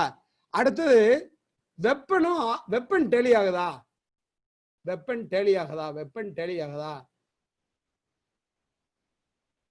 இப்ப வெப்பன் டேலி ஆகுதுன்னா 2 இன்ச்சு கத்தி வச்சிருப்பான், 2 இன்ச்சு கத்தி வச்சிருப்பான், கத்தியால குத்தி கொலை பண்ணதா கேஸ். நீங்க உள்ள போய் கோர்ட்ல பாத்தீங்கன்னா 12 இன்ச்சுக்கு ஆளா இருக்கும், டெப்த் 12 இன்ச்சுக்கு ஆளா இருக்கும். நான் விளையாட்டுக்கு சொல்லலைங்க, இது நிறைய கொலை வழக்குல, நிறைய மர்டர் வழக்குல அனுபவத்துல சொல்றோம். 12 இன்ச்சு ஆளா இருக்கும். உடனே ப்ராசிக்யூஷன்ல வைத்த எக்குனா 12 இன்ச்சுக்கு காயம் வருமா? சில ப்ராசிக்யூட்டர் சொல்லுவான் வைத்த எக்கிக்கிட்டாங்க, எக்கிக்கிட்டா 12 இன்ச்சு வருமானா, டாக்டர்கிட்ட கேட்டோம்னா எக்குனா கூட அந்த மாதிரியான காயம் என்ன வராது. காயத்தை நீங்க ப்ராப்பர்ட்டியை கோர்ட்ல பார்க்காம கேஸ் நடத்தக்கூடாது. இப்ப நான் ஒரு கேஸ் கொலை கேஸ் விடுதலை வாங்கினேன். என்ன கொலை கேஸ் விடுதலை வாங்கினேன்னா, கழுத்துல கட் இன்ஜுரி இருக்கு, 2 கிளீன் கட் இன்ஜுரி இருக்கு, 2 கிளீன் கட் இன்ஜுரி இருக்கு. கட் இன்ஜுரின்னா என்ன? Both side edges must be clean, both side edges must be clean. விளிம்புகள் சீராக இருக்கும், அதாவது நீளம் அதிகமாக இருக்கும், நீளம் அதிகமாக இருக்கும், அகலம் ஆழம் ஆயுதத்தை பொறுத்து இருக்கும். தெரியுங்களா? கோர்ட்ல என்ன வெப்பன் வச்சிருந்தாங்கன்னா ஊக்கு வச்சிருந்தான். ஊக்குன்னா மூட்டை தூக்குற ஊக்கு. இப்ப மூட்டை தூக்குற ஊக்கால கட்டிஞ்சிரி வருமா? கட்டிஞ்சிரி வருமா? நான் ஒண்ணும் பண்ணல, என்னுடைய ஜூனியரோட சொன்னோம். ஒரு டாக்டர்கிட்ட கேட்டேன், டாக்டர் என் மேல உள்ள கடுப்புல சொன்னான், நீ போய் என்னுடைய நண்பர் டாக்டர் கிட்ட என்னை போட்டு தொந்தரவு பண்ணாத, போய் ஒரு இது ஒண்ணு வாங்கிக்க, சவுச்சோ ஒண்ணு வாங்கிக்க, குத்தி பாரு உனக்கு தெரியும்னா. நான் சவுச்சோ வாங்கிட்டு வந்து ஒரு ஊக்கு வாங்கி குத்தி பார்த்தேன். ஒரு பஞ்சேடு உண்டு, ஒரு லேசரேட்டட் உண்டு வருது. குத்தி இழுத்தா ஒரு பஞ்சேடு உண்டு, ஒரு லேசரேட்டட் உண்டு வருது. கட்டிஞ்சிரி வரமாட்டேங்குது, கட்டிஞ்சிரி வரமாட்டேங்குது. இப்ப நான் என்ன பெரிய திறமையினால கேஸ் ஜெயிச்சேன். டாக்டர்கிட்ட கேட்டேன், இந்த ஆயுதத்தால் இந்த காயம் வருமா? இந்த ஆயுதத்தால் இந்த ஆயுதம் வருமா? டாக்டர் சொல்லிட்டார், இந்த ஆயுதத்தால் இந்த காயம் வராது. ஏனென்றால் இதில் ஒரு குத்து காயமும் ஒரு கிழிந்த காயம் தான் வருமே ஒழிய இந்த காயங்கள் சீராக இருக்கின்றன, இந்த ஆயுதத்தால் வருவதற்கு வாய்ப்பு இல்லை. கேஸ் முடிஞ்சு போச்சா? கேஸ் முடிஞ்சு போய். இது எதுக்கான்னு சொல்றேன்னா, வெப்பன் டெலி ஆகுதா பார்க்கணும். அடுத்தது அரெஸ்ட். ஆமாங்க, அடுத்தது மிக முக்கியமான பார்ட் அரெஸ்ட். அரெஸ்ட் எப்படி? கைது அட்டையில கைது இடம் குறிக்கப்பட்டிருக்கிறதா, கைது செய்யப்பட்ட இடம் குறிக்கப்பட்டிருக்கிறதா, உறவினர்களிடம் கையொப்பம் பெறப்பட்டிருக்கிறதா, உறவினர்களிடம் அவருடைய கைதை முறையாக தெரிவித்து அவரிடம் கையொப்பம் பெறப்பட்டிருக்கிறதா. இப்ப நீங்க கைது அட்டையோட ஒண்ணு வைப்பாங்க, கைது நம்மனான்னு சொல்லி. இப்ப அதுல கைது செய்தவரிடமிருந்து கைப்பற்றப்பட்ட ஆயுதம் இருக்கும், காலம் 8 இருக்கும். ரொம்ப போலீஸ் அதை எழுத மாட்டாங்க, டேஷ்னு போட்டுருவாங்க. அது ரொம்ப போலீஸ் அதை எழுத மாட்டாங்க, டேஷ்னு போட்டுருவாங்க. ஏன்னா அவங்க புத்திசாலியான போலீஸாக தான் எழுதிருவாங்க. எதிரியை அரெஸ்ட் பண்ணும்போது அவர் கொடுத்த தகவலின் பேரில் இந்த பொருள் கைப்பற்றணும்னு. சில போலீஸ் என்ன பண்ணுவாங்க, அதை எழுத மாட்டாங்க, காலம் 8ன்னு அது ஒன்று இருக்கும். இப்போ அரெஸ்ட்டை டினே பண்ணுறவங்க அன்றைய தினத்தில் ஏதேனும் பத்திரிகை செய்திகள் வந்திருக்கிறதா? இப்போ நீங்கள் ஒரு பெரிய கேஸ், சென்சேஷனல் கேஸ் நடத்துறீங்க, நீங்கள் அரெஸ்ட் அவங்க சொல்லுவாங்க 16/8/2019 பண்ணியிருக்கிறோன்னு சொல்லியிருப்பாங்க. நீங்கள் அன்றைய தினம் வந்த பத்திரிகை செய்திகளை பார்த்தீங்கன்னா 3 நாளைக்கு முன்னாடியே அவனை பிடிச்சி அரெஸ்ட் பண்ணியிருப்பாங்க. அது பத்திரிகையில் செய்தியாக வந்துடும், பத்திரிகையில் செய்தியாக வந்துடும். தெரியுங்களா? இப்போ பத்திரிகை செய்தி ஹியர்சே எவிடன்ஸ்னு எல்லாம் சொல்லுவாங்க, அதை ப்ரூவ் பண்ணலாம். எப்படி ப்ரூவ் பண்ணலாம்னா, அந்த பத்திரிகை செய்தி வெளியிட்ட அந்த நிருபர், அந்த பத்திரிகையை பிரசுரிச்ச அந்த பிரசுரம் பண்ணவர், இவங்கெல்லாம் சாட்சியாக கூப்பிட்டு நம்ம பத்திரிகையை மார்க் பண்ணிட்டோம்னா ஹியர்சேயா அவங்களுக்கு தெரிஞ்ச எவிடன்ஸாக கொண்டு வந்தெல்லாம் அரெஸ்ட்டை டினே பண்ணுறதுக்கு நம்ம ஒரு வாய்ப்பாக வச்சுக்கலாம். புரியுங்களா? அரெஸ்ட்டை டினே பண்ணுறதுக்கு ஒரு வாய்ப்பாக வச்சுக்கலாம். அடுத்தது லிங்கிங் எவிடன்ஸ் இருக்கிறதா? லிங்கிங் எவிடன்ஸ் இருக்கிறதா? லிங்கிங் எவிடன்ஸ்னா என்ன? ஒரு அருவாளால வெட்டி கொண்டுட்டதா கேஸ், ஒரு அருவாளால வெட்டி கொண்டுட்டதா கேஸ். இறந்து போனவருடைய வெறும் அருவாளை மட்டும் சீஸ் பண்ணியிருந்தா போதுமா? இறந்து போனவருடைய ரத்தமும் அருவாள் இருக்கிற ரத்தமும் மேட்ச் ஆகுதா? That is called linking evidence. இதுக்கான ஏகப்பட்ட தீர்ப்புகள் இருக்கிறது. அடுத்தது சார்ஜுக்கு எவிடன்ஸ் இருக்கிறதா? வணையப்பட்ட குற்றச்சாட்டுக்கு எவிடன்ஸ் இருக்கிறதா? அடுத்தது அஃபென்ஸை மினிமைஸ் பண்றதுக்கு சடன் புரோகேஷன் இருக்கா? சடன் புரோகேஷன் இருக்கா? மெட்டீரியல் ஒமிஷன் இருக்கிறதா? சாட்சிகளுடைய வாக்குமூலத்தில் டவுட் வருகிறதா? கேஸின் கவுண்டரா? வழக்கின் எதிர் வழக்கா? வழக்கா எதிர் வழக்கா? போலீஸ் ஸ்டாண்டிங் ஆர்டர் 588/626 ஃபாலோ செய்யப்பட்டிருக்கிறதா? இதெல்லாம் ஒன்று ஒன்றா பார்க்கணும். அக்யூஸோட ஐடென்டிஃபிகேஷன் இருக்கா? ப்ராப்பர்ட்டி ஐடென்டிஃபிகேஷன் இருக்கா? இதெல்லாம் பார்க்கணும். இப்படியே நிறைய சொல்லிக்கிட்டே போகலாம். நான் நேரத்தை இன்று 137லேயே கடத்தி